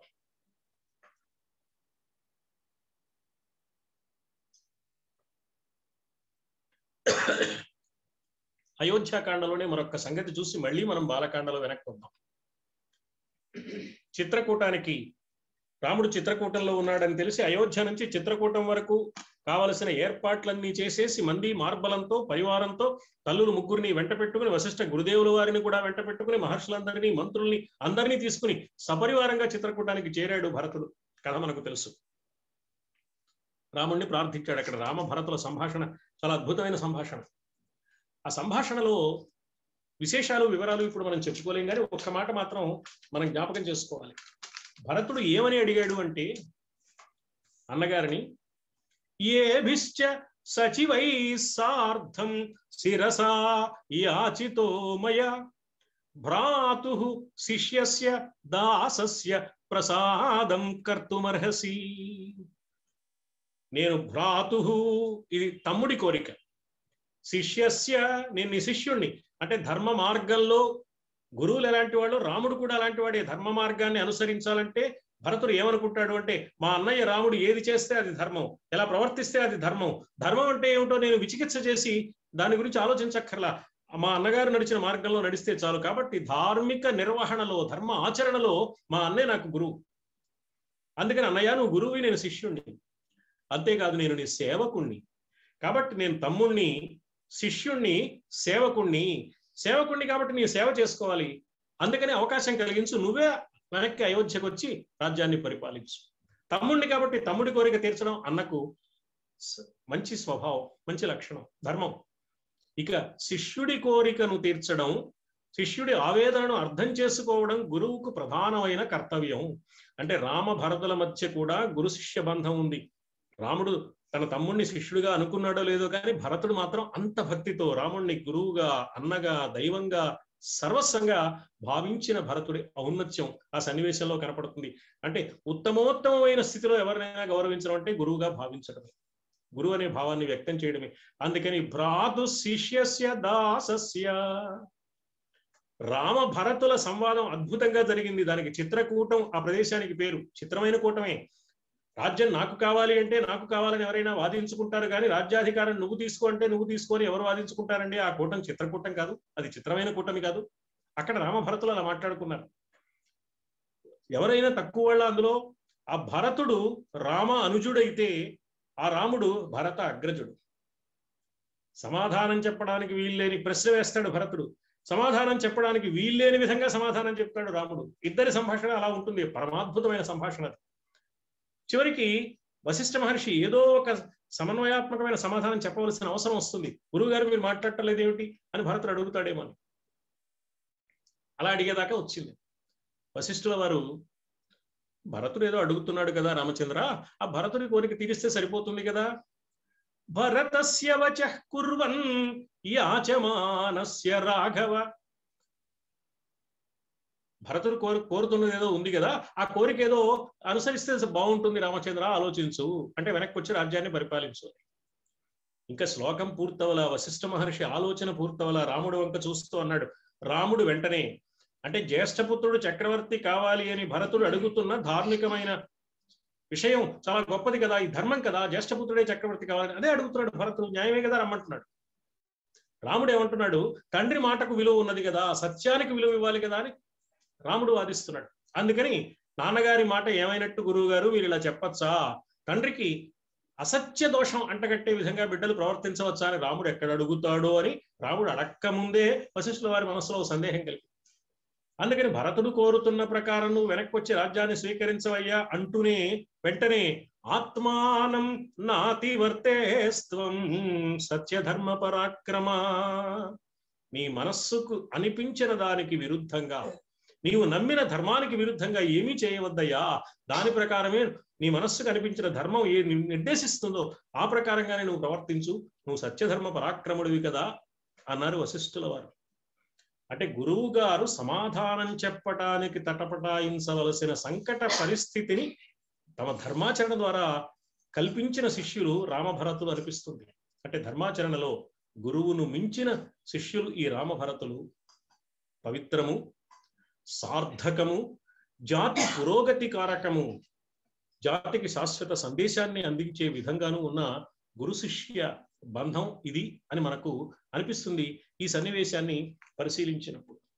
కాబట్టి ఇలా రామాయణంలో చాలా సందర్భాలలో గురు శిష్యుల మధ్య ఉండే పవిత్ర బంధ వైభవం, ఆ అనుబంధంలోని విశేషం మనకు కనిపిస్తూ ఉంటుంది. ఇక రామాయణంలో ప్రధానంగా కనిపించే గురు శిష్యుల అనుబంధం ఏమిటి అంటే విశ్వామిత్రుడికి రాముడికి ఉన్న బంధం. ఈ విశ్వామిత్రుడు ఎక్కడి నుంచో వచ్చాడు. అప్పటికి దశరథ మహారాజు గారు అయోధ్య నగరంలో ఒక ప్రత్యేకమైన ఆంతరంగిక సమావేశం నిర్వహిస్తున్నారు. సమావేశ మందిరంలో బిడ్డలకు వివాహం చేస్తే బాగుంటుంది, యోగ్యులైన కన్యలు ఎక్కడున్నారో చెప్పండి అని ఆత్మీయులైన వాళ్ళని, ఆంతరంగికులైన వాళ్ళని, మంత్రుల్ని, ముఖ్యమైన పెద్దల్ని, ఆ బంధువర్గానికి సంబంధించిన వాళ్ళని, మిత్రుల్ని, కావలసిన వాళ్ళని సమావేశపరుచుకుని ఆయన మాట్లాడుతున్నాడు. ఆ సమయంలో వచ్చాడు విశ్వామిత్రుడు. అధ రాజా దశరథస్తేషాం దారక్రియాం ప్రతి చింతయామాస ధర్మాత్మా సోపాధ్యాయ సబాంధవః. పిల్లలకు పెళ్లిళ్ళు చేస్తే బాగుంటుందని దశరథుడు అయిన వారందరితో సంప్రదిస్తున్న సమయంలో వచ్చాడు విశ్వామిత్రుడు. వచ్చాడు, సమావేశ మందిరంలో దశరథుడు ఉన్నాడు, సమావేశం జరుగుతోంది.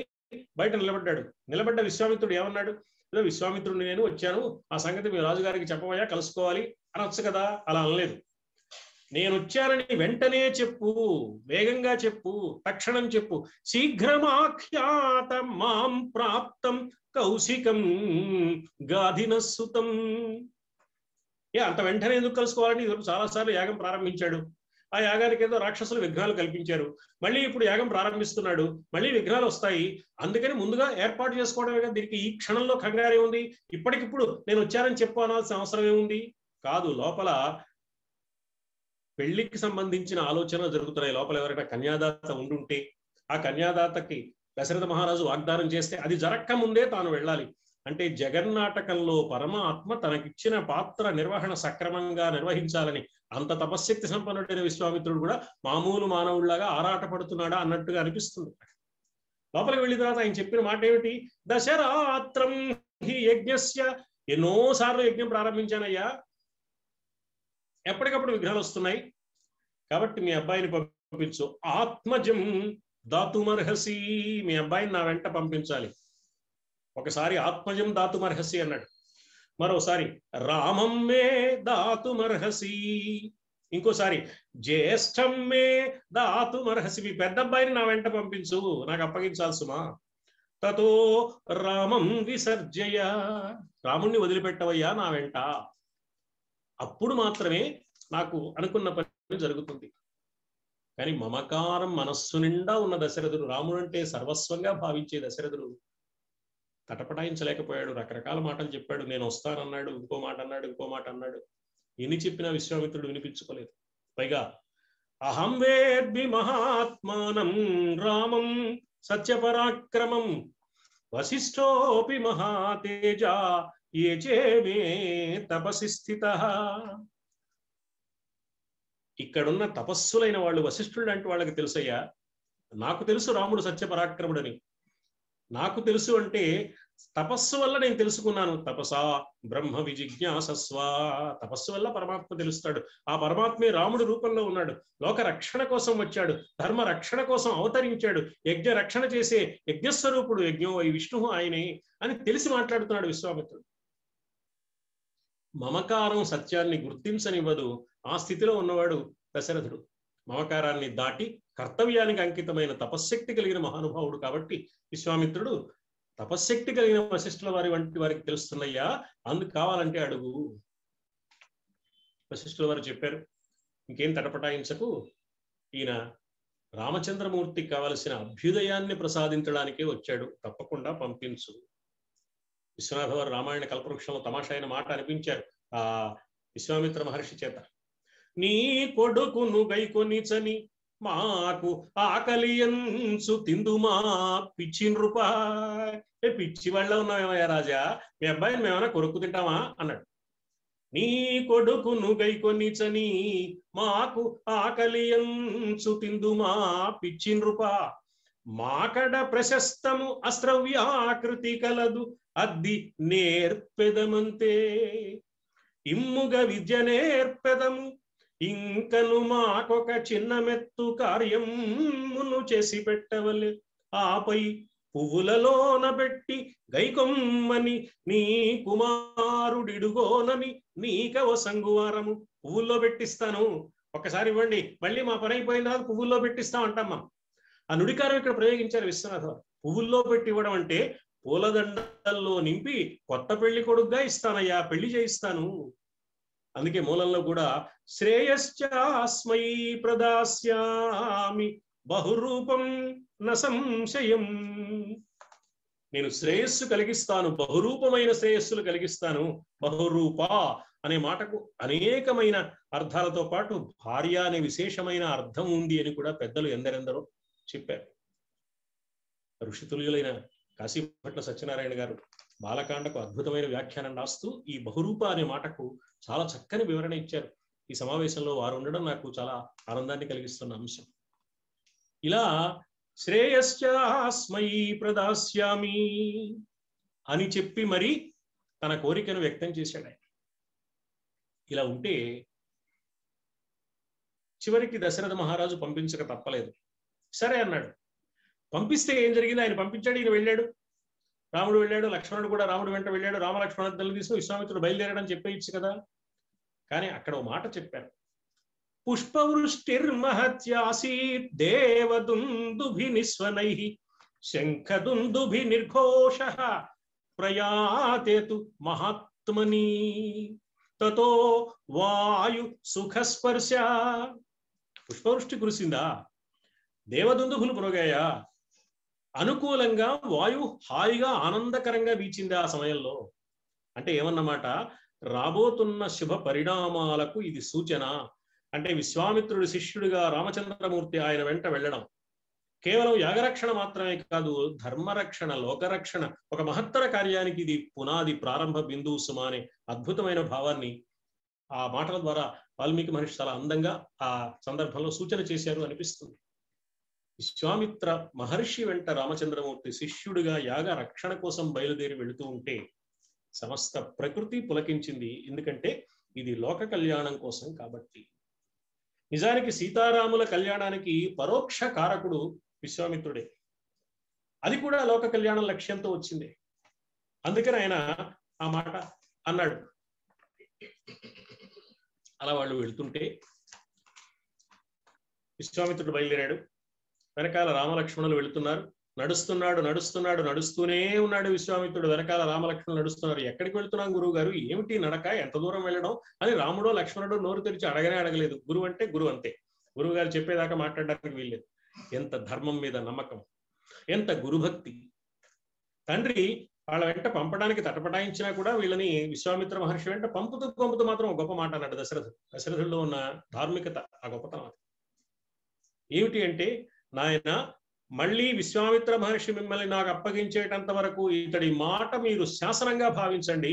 తండ్రి మాట ఎలా మీకు శాసనమో ఈ గురువు గారి మాట కూడా అంతే. తండ్రి మాట మీద అంత గౌరవం, విశ్వాసం కలిగిన రాముడు గురువు గారి మాటలు కూడా అలాగే తీసుకుంటాడు. అందుకని గురువు గారిని ఆయన చెప్పేదాకా ఏమిటండి ఎక్కడికి వెళుతున్నా, ఇందాక నుంచి నడిపిస్తూనే ఉన్నారు కదా అని అడగలేదు. నేటి కాలం శిష్యుడిలాగా 1.5 యోజనాలు నడిచారంటే 12 మైళ్ళు నడిచిన తర్వాత అక్కడ ఆగారు. ఈ నడక ఏమిటి, ఎక్కడికి రామలక్ష్మణులు అడగలేదు, ఆయన చెప్పను లేదు. అక్కడ ఆగి క్షుత్పిపాసే నతే రామ భవిష్యేతే నరోత్తమ. బల అతిబల విద్యలు రామచంద్రమూర్తికి అనుగ్రహించాడు విశ్వామిత్ర మహర్షి. ఆ తరువాత భృశాశ్వ దత్తములైన అస్త్ర మంత్రాలు, 14 అస్త్ర విద్యలు, పరమాద్భుతమైన విద్యలని రామచంద్రమూర్తికి కైవసం చేశాడు. తన దగ్గర దాగి ఉన్నాయి, అవి మా దగ్గర మూలుగుతున్నాయి, ఆ విద్యలన్నీ పంపించవయ్యా అన్నాడు. నువ్వేదో పంపించడానికి తటపటాయిస్తున్నావు గాని రాముడిని నా వెంట పంపిస్తే నేను చేసే పని ఏమిటో తెలుసా, మా దగ్గర పురుషాశ్వదత్తములైన విద్యలని రాముడి కోసమే ఓ పక్కన పడి మూలుగుతున్నాయి. ఉపయోగం లేకుండా ఎవరో వినియోగించే అవకాశం లేదు, రాముడే వాటిని వినియోగించాలి, లోకరక్షణ కలిగించాలి. అందుకని నువ్వు ఈ తటపటాయిస్తే కుదరదు. మొనసి భృశాశ్వదత్తములు మూల్గుచునున్నవి మాకడన్ మహాస్త్ర నిభృత విద్యలట్లే రఘురామునికై. మొనసి భృశాశ్వదత్తములు మూల్గుచునున్నవి మాకడన్ మహాస్త్ర నిభృత విద్యలట్లే రఘురామునికై అవి ఎల్ల నిచ్చెదన్ మనుజ మహేంద్ర. ఈ పద్యంలో ఎక్కడికక్కడ ముక్తపదగ్రస్తంలా అనిపిస్తుంది. కొన్ని మాటలు అయిపోయిన వాక్యానికి చివరిగా సరిపోతాయి, తర్వాత ప్రారంభం కాబోయే వాక్యానికి మొదట సరిపోతాయి. మొనసి భృశాశ్వదత్తములు మూల్గుచునున్నవి మాకడన్ మహాస్త్ర నిభృత విద్యలట్లే రఘురామునికై. మళ్ళీ రఘురామునికై దగ్గర నుంచి పద్యం మొదలు పెట్టుకుంటే రఘురామునికై అవి ఎల్ల నిచ్చెదన్ మనుజ మహేంద్ర. మనుజ మహేంద్ర పంపుము కుమారుని నావెను వెంట ఊరకే ఊరకే అనలము దాచుకొన్న ఫలమా క్రతుయోగ్యముగా వలెంజుమి. ఊరికే అగ్ని దగ్గర దాచుకుంటే ఏం లాభమయ్యా, యజ్ఞం జరిగే చోట సమర్పించాలి గాని లోక రక్షణ కోసం నీ దగ్గరున్న శక్తి మొత్తాన్ని సమర్పించాలి. నీ దగ్గరున్న శక్తి రాముడనే శక్తి, అందుకోసం తీసుకొచ్చాడు. కాబట్టి ముందు బల అతిబల విద్యలు, తర్వాత భృశాశ్వదత్తములైన 14 అస్త్ర మంత్రాలు ప్రబోధించాడు. అవతార ధర్మ నిర్వహణకు ఎందుకోసం అవతరించాడో శ్రీ మహావిష్ణువు రాముడుగా దుష్ట శిక్షణ శిష్ట రక్షణ చేయడానికి, తన మహత్తరమైన ధార్మిక ఆచరణ ద్వారా లోకానికి మానవుడు నడుచుకోవలసిన మంచి మార్గాన్ని చూపించడానికి వచ్చాడు రామచంద్రమూర్తి.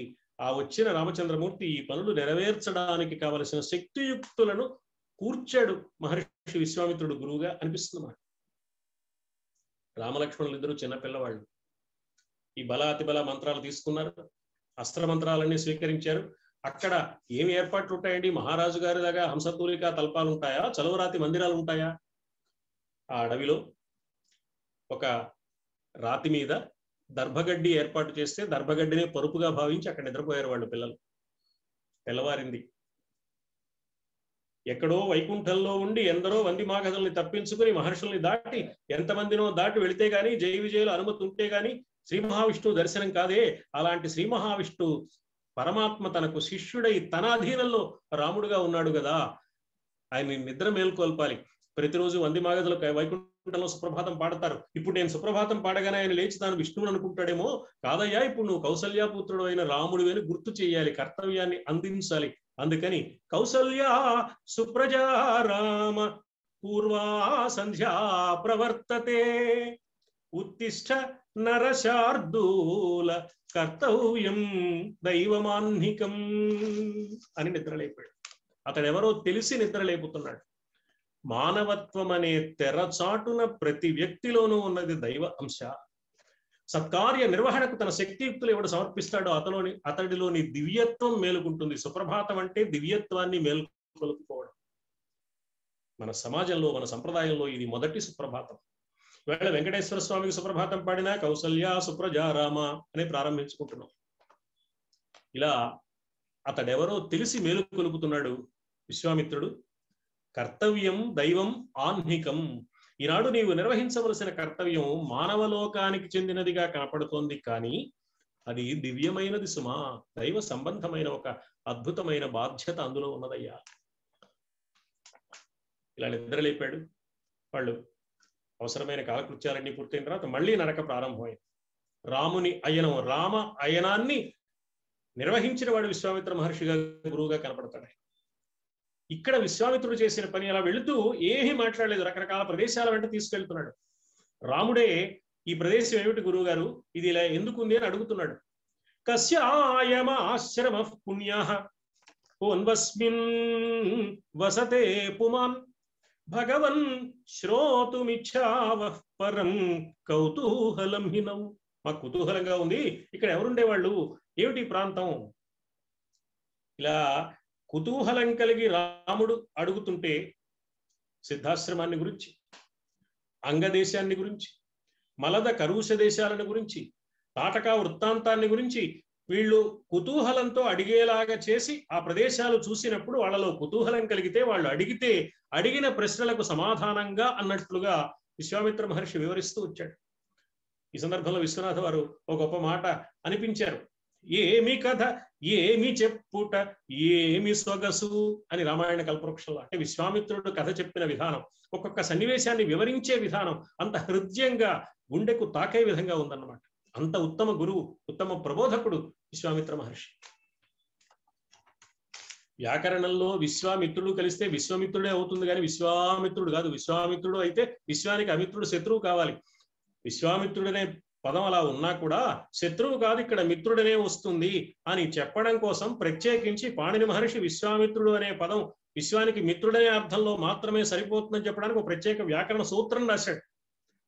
అవతారమూర్తి అయిన రాముణ్ణి శాసించిన మహానుభావుడికి వ్యాకరణవేత్త అయిన పాణిని మహర్షిని శాసించడం పెద్ద విషయమా? అందుకని ఆయన చేత తన కోసం సూత్రమే రాయించుకున్నాడు. విశ్వానికి మిత్రుడే గాని ఆ విశ్వామిత్రుడు మరొకటి కాదు.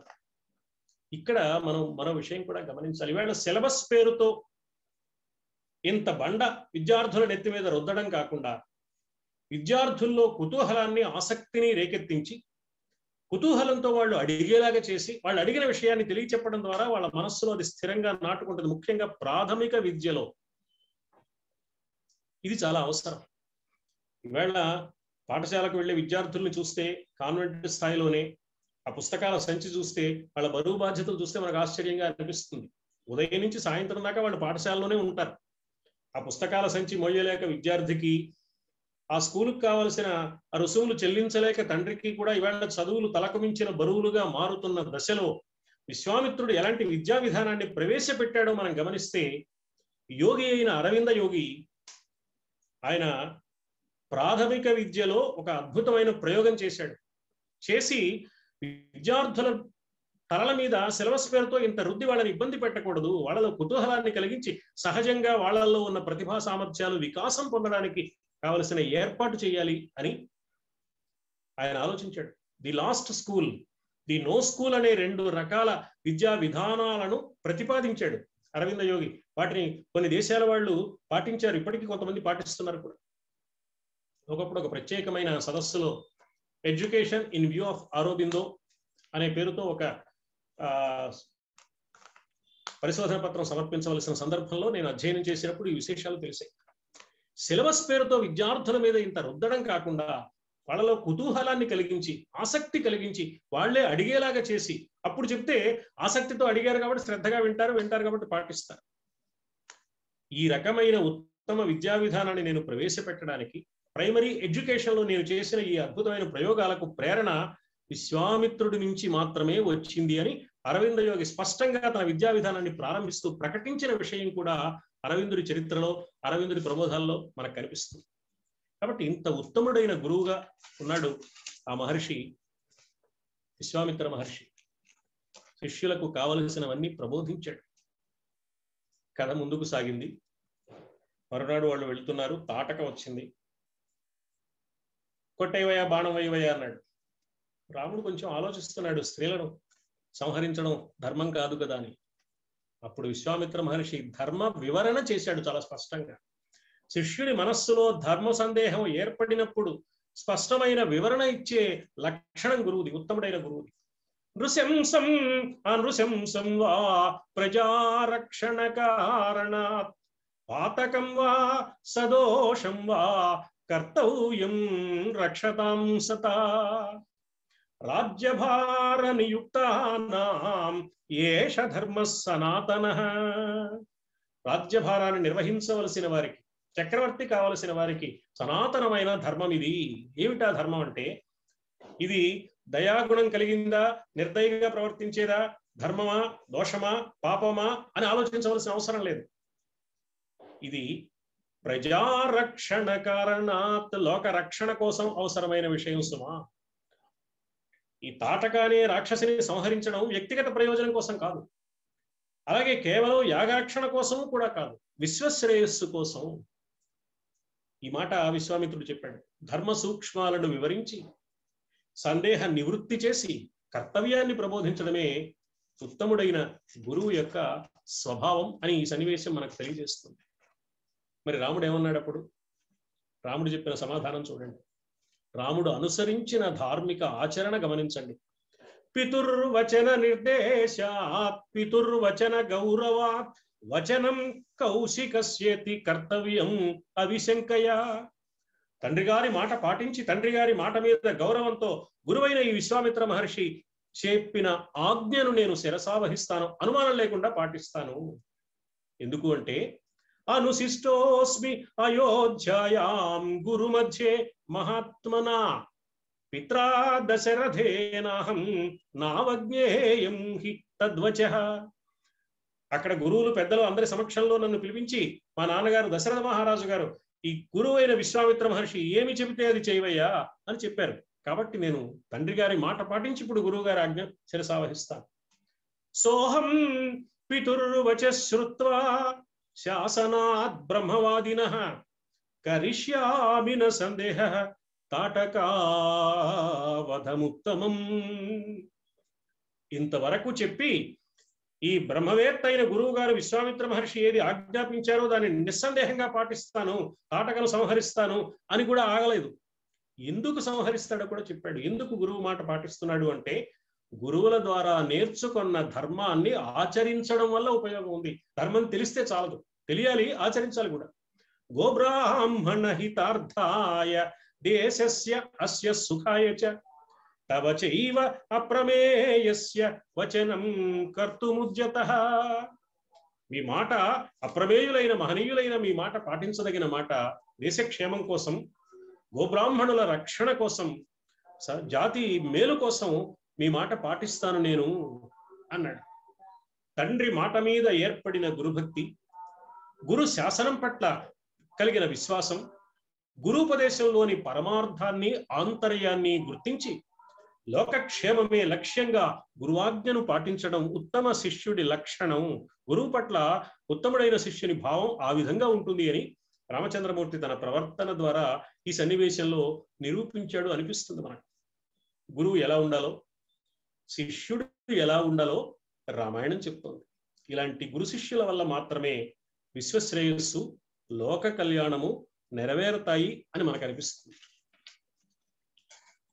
విశ్వామిత్రుడు సీతారామ కళ్యాణం కోసమే వచ్చాడు తప్ప కేవలం యాగరక్షణ కోసం రాలేదు. యాగరక్షణ అనేది నెపం మాత్రమే అని కొంచెం పరిశీలిస్తే మనకు అనిపిస్తుంది అని అనుకుంటున్నాం. మరి యాగరక్షణ కోసం తీసుకొస్తే తాటక సంహారం అయింది, తర్వాత యాగరక్షణ చేశాడు, మారీచుణ్ణి సముద్రాలకు అవతల పడేలా కొట్టాడు, సుబాహుణ్ణి లోకం నుంచి పైలోకానికి పంపించాడు, యాగరక్షణ పూర్తయిపోయింది. కథ అంతా మనకు తెలుసు. మరి యాగరక్షణ అయిపోయిన తర్వాత విశ్వామిత్ర మహర్షి ఏం చేయాలి? నాయన, యాగరక్షణ కోసం మీ నాన్నగారికి తీసుకొచ్చాను, అయిపోయింది కాబట్టి మళ్ళీ మిమ్మల్ని తీసుకెళ్లి అయోధ్య నగరంలో మీ నాన్నగారికి అప్పగిస్తాను, లేకపోతే మేము వేరే పని మీద వెళ్తున్నాం, మీరు అయోధ్యకు వెళ్ళిపోండి అనాలి. అనలేదు. రాముడైనా ఏం అడగాలి? గురువుగారు, మా నాన్నగారిని అడిగి మమ్మల్ని యాగరక్షణ కోసం కదా మీరు తీసుకొచ్చారు, ఆ పని పూర్తయింది కదా, మీరు అనుమతిస్తే మేము మా ఇంటికి వెళ్ళిపోతాం, మా నాన్నగారి దగ్గరికి వెళ్ళిపోతాం, మా అమ్మ దగ్గరికి వెళ్ళిపోతాం అనాలి రాముడు. రాముడు అలా అనలేదు. ఆ గురువు గారు అలా వెళ్ళమని అనలేదు. తన వెంట ముందుకు తీసుకెళ్ళడానికి సిద్ధపడ్డారు. జనక మహారాజు చేస్తున్న యాగం చూసేందుకు మేము మిథిలా నగరానికి వెళ్తున్నామయ్యా, మీరు కూడా మాతో రండి అని రాముణ్ణి లక్ష్మణుణ్ణి తమ వెంట మిథిలా నగరానికి తీసుకెళ్ళాడు. ఆ మిథిలా నగరానికి తీసుకెళ్తూ ఒక చిత్రమైన మాట అన్నాడు విశ్వామిత్ర మహర్షి. త్వం చైవ నరశార్దూల సహ అస్మాభిః గమిష్యసి, మాతో పాటు నువ్వు కూడా రావయ్యా. ఎందుకు అంటే అక్కడ అద్భుతం ధనురత్నం చ తత్ర త్వం ద్రష్టుమర్హసి, అక్కడ అద్భుతమైన ఒక విశిష్టమైన ధనుస్సు ఉంది, దాన్ని చూడాలి నువ్వు.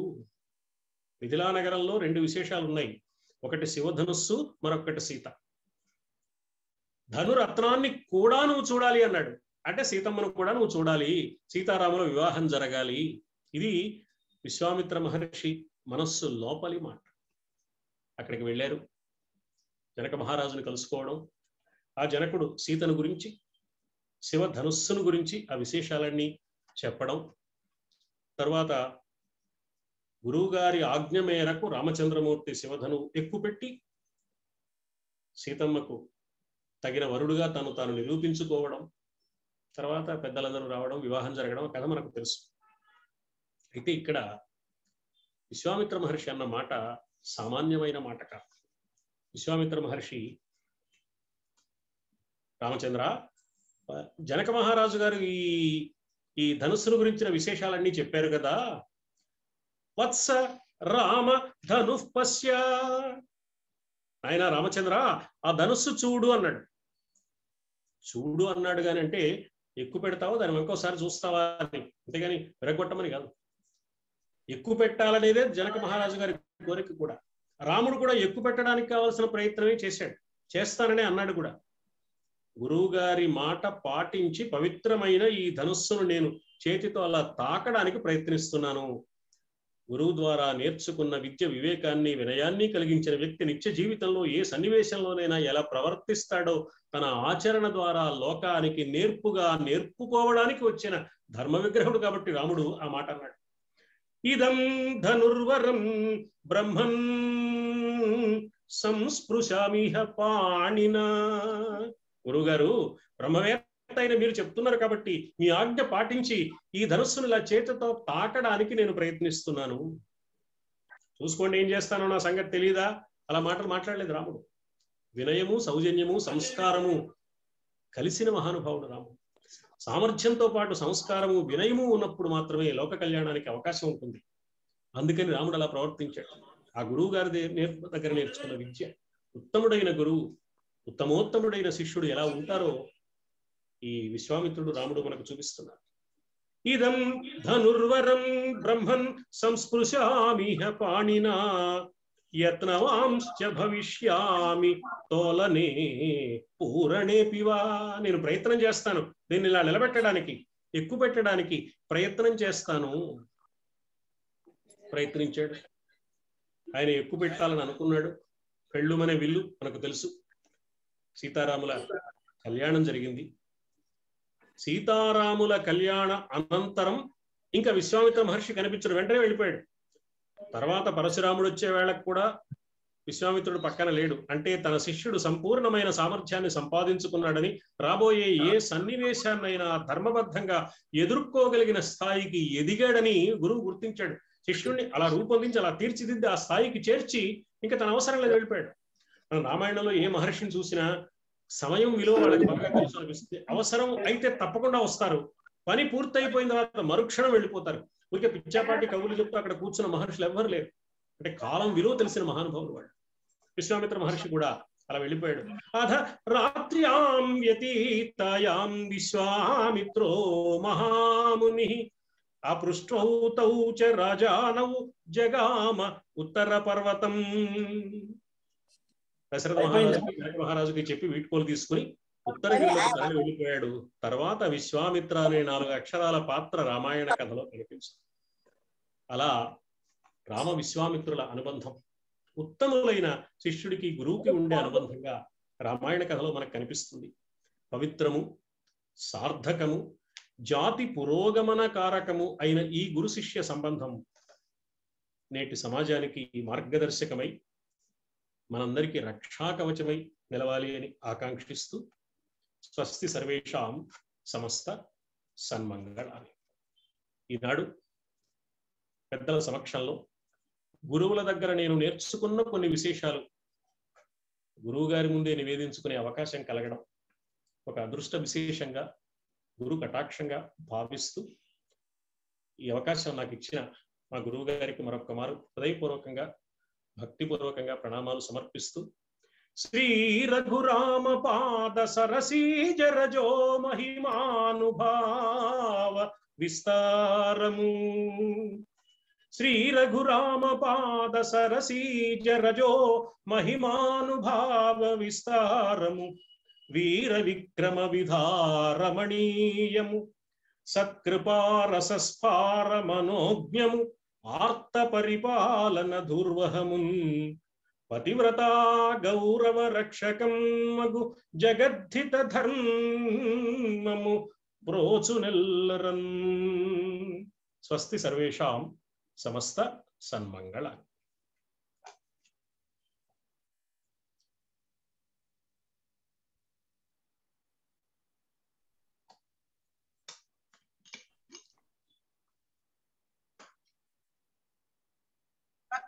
గంట కాలం మనని మనం మర్చిపోయేలాగా గురు శిష్య సంబంధం ఎలా ఉంటుంది, నారదుణ్ణి వాల్మీకి మహర్షి రామాయణం చెప్పమని అడగడంతో మొదలుపెట్టి ఆ తర్వాత శిష్యులతో స్నానానికి వెళ్ళినప్పుడు అకర్దమమిదం జలం అనే శ్లోకంలో ఉండే విశేషాన్ని వివరిస్తూ, బ్రహ్మగారు వచ్చి రామాయణం రాయమన్నప్పుడు ఏం చెప్పారు, దాని గురించి శిష్యులు ఏమనుకున్నారో చెప్పి, అసలు గురు శిష్యుల యొక్క సంబంధం ఎంత మనోహరంగా ఎంత గొప్పగా ఉంటుందో చెప్తూ, వశిష్ఠ మహర్షి గురువు అంటే కేవలం పాఠాలు చెప్పిన గురువే కాదు, జీవితాన్ని నడిపించిన గురువు. ఇక్ష్వాకుల వంశంలో ఉన్న వారి యొక్క జీవిత క్రమానికి గురువుగా ఉండి అనేక కార్యక్రమాలు నడిపించినటువంటి గురువు వశిష్ఠ మహర్షి. అట్లాంటి వశిష్ఠ మహర్షి యొక్క శిష్యుడుగా రాముడు అక్కడ చదువు పూర్తయి విశ్వామిత్రుడి దగ్గరికి వచ్చినట్లుగా అక్కడ పూర్తి చేసుకుని కోర్సు ఇక్కడికి వచ్చాడు. ఆయన ఒక విధంగా చూడాలంటే అలా అనిపిస్తుంది. వశిష్ఠుడు నేర్పించిన విద్యనంతా నేర్చుకుని, గురువు అంటే తండ్రి కూడా గురువే కాబట్టి తండ్రి విశ్వామిత్రుడితో పంపిస్తున్నప్పుడు ఆయన ఏం చెప్తే అది చేయమంటే దాన్ని కూడా గుర్తులో పెట్టుకుని, తాటక అనే స్త్రీని చంపడమా ఇంత కృషి చేసి ఇంత సాము చేసి ఇంత బాణాలు విలువిద్య నేర్చుకుని అనే ఆలోచన మనస్సులోకి వచ్చినప్పుడు గోబ్రాహ్మణ హితార్థాయ దేశస్యాస్య సుఖాయ అని అన్నప్పుడు ఆ మాట వినిట విశ్వామిత్రుడు చాలా ఆనందపడిపోయాట. ఎలా అయితే విశ్వామిత్రుడు విశ్వానికి మరి మిత్రుడో ఈయన కూడా తాటక సంహారం గోబ్రాహ్మణ హితాయ పక్కన పెడితే దేశానికి ఇది ఉపకారం అవుతుంది కనుక దేశంలో ఉండే క్షోభ తగ్గించడానికి ఈవిడ్ని సంహరిస్తే దేశం సుభిక్షం అవుతుంది కాబట్టి అనుకుని చంపాడు. కాబట్టి ఇతనికి నేను నా దగ్గర ఉన్నవన్నీ ఇచ్చేయచ్చని నిర్ణయించుకున్నట్టు ఆయన. అంచేత విశ్వామిత్రుడు దగ్గరికి రాముడు వచ్చేసరికి వశిష్ఠుడు ఎంత గొప్పగా రాముణ్ణి తీర్చిదిద్దాడో, రాముడి ఆలోచనల్లో ఎంత విశేషమైన ఆలోచనలు పెట్టాడో మనకి ఈ చిన్న మాట దగ్గర మనకి చాలా స్పష్టంగా తెలుస్తుంది. మరి గురు శిష్యులు సంబంధం అంటే కేవలం విద్య చెప్పడము, ఈ వివాహం చేయడమే కాదు. వాళ్ళు ఒక విద్యని ప్రదర్శిస్తున్నప్పుడు వాళ్ళని చూసి మురిసిపోవడం అనేది మనకి ఎక్కడైనా కనిపిస్తుందా కావ్యాల్లో అంటే కనిపిస్తుంది, విశ్వామిత్రుడి దగ్గర కనిపిస్తుంది. దాన్ని త్యాగబ్రహ్మ చాలా అద్భుతంగా ఇందాక మొట్టమొదట ఆ కీర్తన పాడమన్నది నేను అందుకే అమ్మాయిని ప్రత్యేకంగా పాడమని అడిగాను. ఎందుకంటే దాని గురించి మాట్లాడిన చాలా మంది పెద్దలు ఏం చెప్పారంటే అలకలల్ల నాడగా ఆ విశ్వామిత్రుని యొక్క యాగ సంరక్షణ చేస్తూ మారీచుణ్ణి కొడుతున్నప్పుడు చూసినటువంటి రాణ్ముని ఎంతగా పొంగెను అన్నట్టు. రాణ్ముని అని ఎంత గొప్ప మాట వాడాడండి త్యాగరాజుకి బాగా తెలుసు ఎదుటివాడే హృదయం. ఎందుకంటే అప్పటికి ఆయన బ్రహ్మర్షి అయిపోయాడు, అయినా సరే రాణ్ముని అన్నాడు. ఎందుకన్నాడంటే ఒక కురవాడు యుద్ధం చేస్తున్నప్పుడు అతని నేర్పు చూసి సంతోషించి అబ్బా ఏం యుద్ధం చేస్తున్నాడు, ఏం బాణం ప్రయోగిస్తున్నాడు అని అనుకుని పొంగగలిగేటువంటి వాడు రాజర్షి, రాజుగా ఉన్నవాడే. వాడు రాజుగా ఉన్నప్పుడు దాన్ని చూసి ఆ నేర్పు చూసి అందులో ఉన్న విశేషాన్ని గమనించి ఆనందపడగలిగేవాడు రాణ్ముని. గనక త్యాగరాజు చాలా జాగ్రత్తగా రాణ్ముని ఎంత పొంగెనో అని అన్నిసార్లు అనిపించాడు అని త్యాగరాజు కీర్తనకి వ్యాఖ్యానం రాసిన 2-3 ఆ విషయాన్ని అందులో రాశారు. చాలా విశేషమైన కీర్తనగా దాన్ని మనం చెప్పుకోవచ్చు.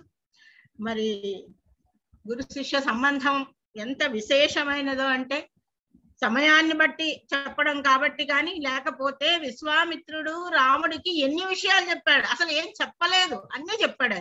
లోకం అంటే ఏమిటో చెప్పాడు, స్త్రీ అంటే ఏమిటో చెప్పాడు, కామం అంటే ఏమిటో చెప్పాడు, మరి క్షమ అంటే ఏమిటో చెప్పాడు, అన్ని కథలు చెప్పాడు. అంత గొప్పగా కథలు చెప్పి శిష్యుల్ని అంత విజ్ఞానవంతుల్ని చేసి ఒక ప్రజా పరిపాలకుడిగా తీర్చిదిద్దినటువంటి గురువు ఎవరు అంటే విశ్వామిత్రుడు. కాబోయే మహాప్రభు రాముడికి లోకంలో ఉండే అనేక వృత్తాంతాల్ని చాలా అద్భుతంగా చెప్పాడు. కూడా పెట్టుకుని పిల్లవాడిని చాలా చాలా జాగ్రత్తగా, ఇందాక అతను చెప్పాడు కౌసల్య సుప్రజా శ్లోకం దగ్గర, పిల్లవాడిని అంత జాగ్రత్తగా లేపి అతన్ని నువ్వు చేయాల్సిన పనులు చాలా ఉన్నాయిలే, టిఫిన్ చల్లారిపోతోంది, పాలు చల్లారిపోతున్నాయి అనకూడదు అని నారాయణరావు గారు ఆయన పుస్తకంలో రాశారు. నువ్వు చేయాల్సిన కర్తవ్యం చూపించాలి, నిజంగా కర్తవ్యాన్ని చూపించి దైవ కార్యం కోసం వచ్చావు నువ్వు, నీ కార్యం చెయ్యి అని లేపాడు. అలా అడుగడుగున ఆ గురు శిష్యుల యొక్క అనుబంధంలో ఉండే మాధుర్యాన్ని ఎంత తవ్వుకోగలిగితే, ఎంత అనుభవించగలిగితే అంత గొప్ప అనుబంధాన్ని రామాయణ కావ్యంలో ముఖ్యంగా విశ్వామిత్రుడు రాముడు మధ్యన చాలా అద్భుతంగా వాల్మీకి మహర్షి మనకి ప్రసాదించాడు.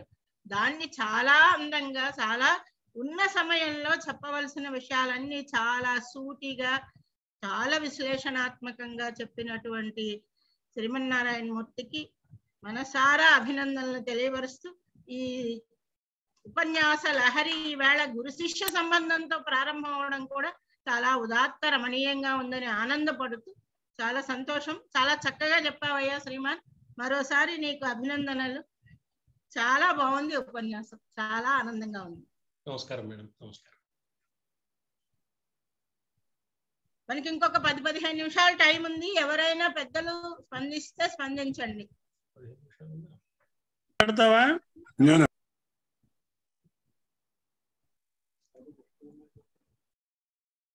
కుమార్ చెప్పు. మా నాన్నగారు శ్రీ ఉమామహేశ్వర శాస్త్రి గారు మాట్లాడతారు మేడం. తప్పకుండా మాట్లాడమని చెప్పు. రామాయణాన్ని సమగ్రంగా పరిశీలన చేస్తే గాని ఈ విశ్లేషణ కుదరదు. రామాయణాన్ని సమగ్రంగా చూసి ఎక్కడ గురుభక్తి పితృభక్తి ఉన్నాయో ఆ అంశాలు తీసుకుని దాని అన్వయం చేసుకుని చెప్పడంలో శ్రీమన్ నారాయణమూర్తి గారు చాలా ప్రతిభావంతంగా చెప్పారు.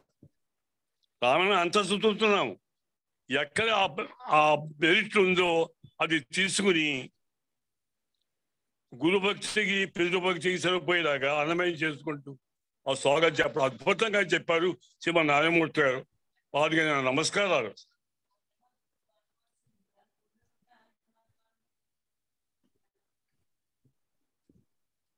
సరే మేడం. సంతోషం అండి. మా నాన్నగారు ఉమామహేశ్వర శాస్త్రి గారు శ్రీమన్నారాయణమూర్తి గారికి బాగా పరిచయం మేడం. అవునా, చాలా సంతోషం. ఈ మధ్యన వారు సుందరకాండ పుస్తకాన్ని రాశారు. దానికి అభిప్రాయం పీఠిక కూడా శ్రీమన్నారాయణమూర్తి గారే రాసి పంపించారు. చాలా బాగుంది. సుందరకాండ పుస్తకాన్ని పూర్తిగా తెలుగులోకి పద్య పుస్తకంగా రాశారు. అవునా, అది ప్రస్తుతం ప్రింటింగ్ అయ్యి పూర్తయిన దశలో ఉంది ఇప్పుడు. సుందర వానరాయణం. అలాగే అలాగే సుందర వానరాయణం అని దాని నామం సార్. పేరు బాగుంది, వానరాయణం, కొత్తగా ఉంది.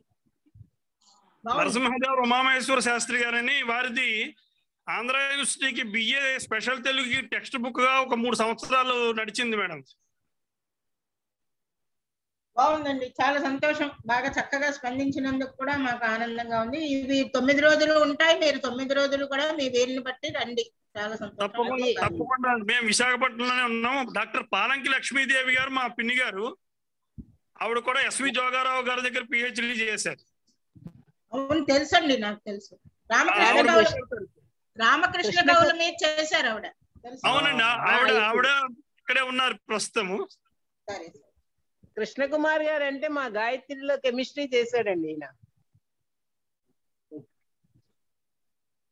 మేడం, కృష్ణకుమార్ మన గాయత్రి కాలేజీలో కెమిస్ట్రీ లెక్చరర్ గా పనిచేశాడు. ఓకే, అందుకని నిన్న లింక్ అడిగి సోదరుణ్ణి అందుకని నిన్న లింక్ పెట్టాను అనమాట. నేను అతను వాళ్ళకి పెట్టావు. అది. నమస్కారం అండి, నా మాట వినిపిస్తుందా? వినిపిస్తోంది మాస్టర్. పేరు చెప్పండి. నా పేరు చంద్రశేఖర్. మేము అమెరికాలో ఉంటాము. ఈవేళ మళ్ళా చాలా కాలానికి మా గురుతుల్యులు శ్రీమన్నారాయణమూర్తి గారి సహజ ధోరణిలో, సహజ స్వరంలో, మంచి ఊపులో మీరు గురువులుగా అక్కడ ఉండబట్టి మా గురువు గారు విజృంభించారు ఇవాళ. నేను వారి రామాయణం విని ఎంతగా ప్రభావితున్నాయనంటే మీకు చెప్పలేను. నేను ఇక్కడ అమెరికాలో సుందరకాండ కూడా వారి రామాయణ ప్రవచనం ఆధారంగా చేసుకుని నేను ఒక 24 మంది డాక్టర్ల గ్రూప్కి చెప్పాను. మల్లా ప్రగడ వారి అనాలిసిస్, విశ్లేషణ, వారి జ్ఞానం అమితం అండి. దాన్ని పుస్తక రూపంలో కానీ ధ్వనిముద్రణ రూపంలో కానీ తేవాలని చెప్పి నేను వారికి చాలాసార్లు మనవి చేశాను. మళ్ళా మీరందరూ చాలా గొప్ప ఆయనకు గురువులు కాబట్టి మీ సమ్ముఖంగా కూడా నేను మళ్ళా మనవి చేస్తున్నాను. మీ విజ్ఞానం అలా 10 మందికి పంచాలండి. అది మాకు చాలా స్ఫూర్తిదాయకం. మీకు నేను ఏకలవ్య శిష్యుడిని. నేను ఎవరో మీకు తెలియదు, కానీ మీరెవరో నాకు బాగా తెలుసు. నమస్కారం. చాలా సంతోషం. తప్పకుండా చేద్దాం. ఈ మధ్యనే అతని ఆంజనేయుల మీద ఒక పుస్తకం రాశాడు చాలా రోజులు. అలాగే ఇది కూడా పుస్తక రూపంలో తేవడానికి తప్పకుండా ప్రయత్నిద్దాం. నేను విశ్వనాథన్ ఒక మాట చెప్తా. ఆయన విశ్వనాథ శబరి అని చెప్పి ఒక చోట ఉపన్యాసం ఇచ్చారు. నేను ఏడ్చేశాను అంతే. అట్లా ఏడుస్తూనే ఉన్నాను. ఆయన ఆ పద్యపఠనం, ఆ వివరణ అది చూసి, ఏమండి శ్రీమన్నారాయణ గారు మీ గురువులు నమస్కారం. మీతో నేను ఎప్పుడు మాట్లాడలేదు, కానీ మిమ్మల్ని నేను చాలా క్లోజ్గా ఫాలో అవుతాను. ఈవేళ మళ్ళా నాకు ఓసారి అటువంటి భావన కలిగింది. మలయవాసిని గారు మీకు కూడా చాలా ధన్యవాదాలు. నమస్కారం అండి.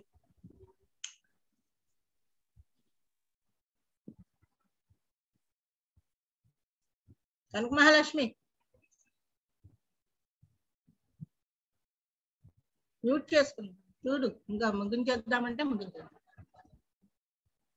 మేడం చెప్పండి. అదే, ఇంకెవరు మాట్లాడకపోతే ముగించేద్దాము. 7:30 కల్లా అయిపోతే మంచిది కదా. అలాగే మేడం. రేపటి దాన్ని అనౌన్స్ చెయ్యు. రేపటి అనౌన్స్ చేసి నమస్కారం అమ్మా, నేను ఇక్కడి నుంచి మాట్లాడుతున్నాను. మాట్లాడండి జగన్నాథమ్మ గారు. ఇవాళ చాలా చక్కటి కథాశ్రవణం విన్నాం. ముందు అందరికి విశాఖ సాహితీ సరస్వతికి నమస్కారము. ఈ రామనవమి సందర్భంగా ఇవన్నీ ఇంత చక్కటి ఏర్పాటు చేశారు. అది ఎలాగున్నదంటే, మనసు ఆనంద లోకాల తరులు నటుల ఆత్మ ఆనందంబున పోవునటుల రామాయణ కథయందు గురు శిష్య సంబంధంబు వివరించి ధన్యులను చేస్తీరమ్మా. మీకిదే నా హృదయపూర్వక నమస్కృతులు. శ్రీమన్నారాయణమూర్తి గారికి చిన్నవారు కాబట్టి ఆశీస్సులు, భగవంతుడి ఆశీస్సులు ఎప్పుడూ ఉండాలి. ఒక మనసు ఒక ఆనంద ప్రపంచంలో అన్నమాట. గురు శిష్యుల గురించి ఎంత చక్కటి నీతి మనకి రామాయణం అందరం చదువుతాం చేస్తాం, కానీ ఆ చెప్పిన తీరు ఆ మనస్సుని ఎక్కడో ఏదో సుదూర తీరాల్లో ఒక ఆత్మానుభూతి, అది చెప్పలేను అని చెప్పి.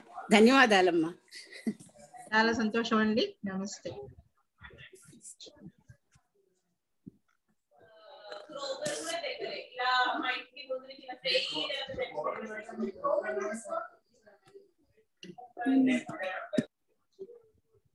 మేడం అందరూ అయిపోయారా? ఇంకెవరైనా స్పందిస్తారా, అడుగుతారా? ఒకసారి అడిగి తర్వాత రేపు మాస్టర్ది వేదుల సుబ్రహ్మణ్య శాస్త్రి గారిది వేదుల సుబ్రహ్మణ్య శాస్త్రి విషయం కూడా చెప్పి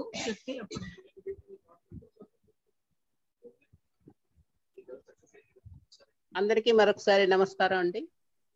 ఈరోజు విన్నారు కదా, గురు శిష్యుల యొక్క అనుబంధాన్ని అత్యద్భుతంగా అందించినటువంటి శ్రీ మల్లాప్రగడ శ్రీమన్నారాయణమూర్తి గారు ఆత్మీయ మిత్రులు. ఆయనకి ముందుగా అభినందనలు తెలియజేస్తున్నాను. అలాగే విశాఖ సాహిత్య తరఫున ధన్యవాదాలు కూడా తెలియజేస్తున్నాం. ఇంతమంది శిష్యులు ఆయన శిష్యులు కూడా స్పందించి చక్కటి స్పందన అందజేశారు. వారికి కూడా మా విశాఖ సాహితీ తరఫున ధన్యవాదాలు అందిస్తున్నాం. అలాగే ఈనాటి సమావేశాన్ని ఇంత చక్కగా నిర్వహించినటువంటి ఆచార్య కోలవెన్ను మలయవాసిని గారికి గురువందనాలు సమర్పిస్తున్నాం. అలాగే ఈనాటి నవరాత్రి ఈ ప్రసంగ లహరి ఏదైతే ఉందో దాన్ని చాలా చక్కగా ప్రారంభించి జ్యోతి ప్రకాశనంతో ప్రారంభించినటువంటి మహామహోపాధ్యాయ శిలాక రఘునాథ్ శర్మ గారు దంపతులకి కూడా ధన్యవాదాలు అర్పిస్తున్నాం. ఎందుకంటే ఎప్పుడు ఏ కార్యక్రమం ఎవరి చేతి మీదుగా ఎలా ప్రారంభింపబడుతుందో అనేటువంటిది మన చేతిలో లేదు. ఆ దైవ సంకల్పంగా ఆయన రావటం, ఈ సమావేశాలని, ఎందుకంటే రామాయణానికి ఒక ప్రతీకగా ఆయన చెప్పచ్చు. అంత అద్భుతమైనటువంటి పరిశోధన చేస్తున్నారు ఆయన. మంచేత ఆయన చేత ఈ ప్రసంగాలు ప్రారంభింపబడటం అనేటువంటిది నిజంగా మనం అందరం కూడా చేసుకున్నటువంటి ఒక అదృష్ట భాగ్యంగా భావిస్తున్నాం. ఆయన వీటిని ప్రారంభించటం, ఆ ప్రారంభంలోనే ఇందాక మా గురువులు చెప్పినట్లుగా గురు శిష్య సంబంధాన్ని గురించి అత్యద్భుతమైనటువంటి ప్రసంగాన్ని మనం ప్రారంభించుకోవటం, ఇవన్నీ కూడా మన చేతిలో లేనటువంటివి, మనం అనుకున్నటువంటివి కాదు, అంత అద్భుతంగా కూడాయి. అలాగే దీనికి తగినట్లుగా ఆ త్యాగరాజు వారి యొక్క అద్భుతమైనటువంటి పాటను అందించినటువంటి ఈ చీసో సుబ్బలక్ష్మికి ధన్యవాదాలు తెలియజేస్తున్నాం. ఇలాగ అన్ని కూడా అనుకోకుండా చక్కగా అమరి ఈనాటి కార్యక్రమం అంతా కూడా చాలా చక్కగా విజయవంతంగా జరిగింది. అలాగే మా సహాధ్యాలు అయినటువంటి కుమార్ గారి వారి నాన్నగారు, ఆయన కూడా ఈ సాహిత్యం మీద విశేషమైనటువంటి పట్టున్నటువంటి వ్యక్తి. ఇప్పుడే ఆయన చెప్తే తెలిసింది ఒక మంచి రచనలు కూడా చేస్తున్నారని. ఆ విధంగా మీరందరూ కూడా అనుకోకుండా ఈ సమావేశంలో పాల్గొనడం నాకు చాలా ఆనందదాయకం. వారికి కూడా సభాముఖంగా ధన్యవాదాలు తెలియజేస్తున్నాం. ఈ 9 రోజులు కూడా మీరు అందరూ కూడా ఇలాగే పాల్గొని విజయవంతం చెయ్యాలని మరొకసారి కోరుతున్నాం. అలాగే జగన్నాథమ్మ గారు ఎప్పటి నుంచో కూడా ఆవిడ US లో ఉన్నప్పటికీ కూడా ఆవిడ యొక్క స్పందన అందజేశారు. ఆవిడకి కూడా ధన్యవాదాలు తెలియజేస్తున్నాం. అయితే దీన్ని అంతటినీ కూడా ఇంత చక్కగా నడిపించినటువంటి యూట్యూబ్ లో పెడుతూ మాకు సహాయ సహకారాలు అందిస్తున్నటువంటి నిష్ఠుల నరసింహమూర్తి గారు. ఆ ప్రారంభంలో కొన్ని ఎప్పుడు కూడా మాతో ఏవో కొన్ని ఇబ్బందులు కలుగుతుంటాయి, వాటన్నిటిని కూడా ఆయన సహించి వీటన్నిటిని కూడా సరిదిద్దుకుంటూ మాకు ఈ కార్యక్రమాన్ని చక్కగా రూపకల్పన చేసి అందిస్తున్నారు. ఆయనకు కూడా ధన్యవాదాలు తెలియజేస్తున్నాం.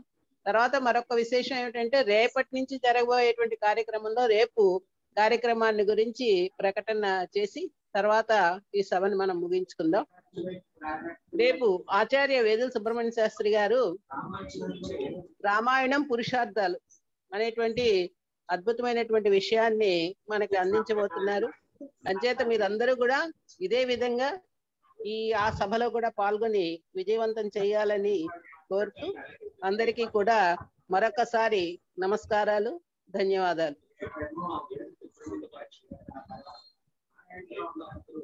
నరసింహమూర్తి గారు చెప్పండి. మనకి పూర్తయిపోయింది. ఇది ఏమైనా ఉంటే విశేషాలు టైం ఉందంటే అమ్మా టైం అయిపోయింది, కానీ టైం గురించి కాదు, ఒక చిన్న మనవి. అంటే టీవీ కార్యక్రమాలు కానీ లేదా టీవీ బయట సినిమా పాటలు కానీ మైక్ లో వచ్చేస్తే అది సమస్యాత్మకం అవుతుందమ్మా టెక్నికల్ గా. అలాగే మన ఇంట్లో మాట్లాడుకునే మాటలు కూడా ఓవర్లాప్ అయిపోతున్నాయి. దయచేసి పెద్దవాళ్ళకి విన్నపం మనవి అంది ఏదనండి మొత్తం నమస్కరిస్తూ నేను చెప్పుకునేది ఏంటంటే ఆడియో ఇంటర్ఫరెన్స్ రాకుండా కొద్దిగా, అంటే మనం మాట్లాడేటప్పుడు మాత్రమే ఆడియో వీడియో అన్మ్యూట్ చేసుకోవాలి. మిగిలిన సందర్భాల్లో మ్యూట్ లో ఉంటే ప్రధాన వక్తని ఎంఫసైజ్ అవుతుందమ్మా, వారి మాట స్పష్టత వస్తుంది. అవును అది కొద్దిగా తప్పకుండానండి. మీ ఇబ్బంది చెప్పారు, అది తప్పకుండా మనం పరిగణలోకి తీసుకుందాం. రేపు ముందరే కార్యక్రమం ఎప్పుడైతే మనం ప్రారంభిస్తామో దానికి ముందర చెప్పడం కాకుండా ఒకసారి గ్రూప్ లో కూడా ఈ విషయాన్ని పెట్టడం చేస్తాం మేము. అందరూ కూడా అన్మ్యూట్ చేసుకొని అని చెప్పేసి కొన్ని అంటే నియమాల్లాగా పెట్టుకున్నట్లయితే తప్పకుండా కార్యక్రమం బాగా వస్తుంది. తప్పకుండా దీన్ని నాకు ఇంకేం సమస్య ఏం లేదమ్మా, అది ఒక్కటే చిన్న సమస్య అంతే. అవునవును కరెక్ట్. మీరు చెప్పింది నేను ఒక్కొక్కప్పుడు మ్యూట్ చేసేయాల్సి వస్తుందమ్మా. పెద్దవాళ్ళు అనుకుంటారేమో అనే భయం ఉంటుంది, కానీ తప్పదు, ఏం చేయాలి, అందుకోసం మ్యూట్ చేసుకుంటానమ్మా. అలాగే తప్పకుండా. అది మరి ఈ శాస్త్రీయంగా మరి సాంకేతికంగా ఏదైనా తప్పు వచ్చినప్పుడు మనం పర్వాలేదు, మీరు అలాంటివి చేయొచ్చు, మీకు ఆ లిబర్టీ ఉంది. ధన్యవాదాలమ్మా. ధన్యవాదాలు. రికార్డింగ్ క్లోజ్ చేస్తాను. అలాగే నమస్తే.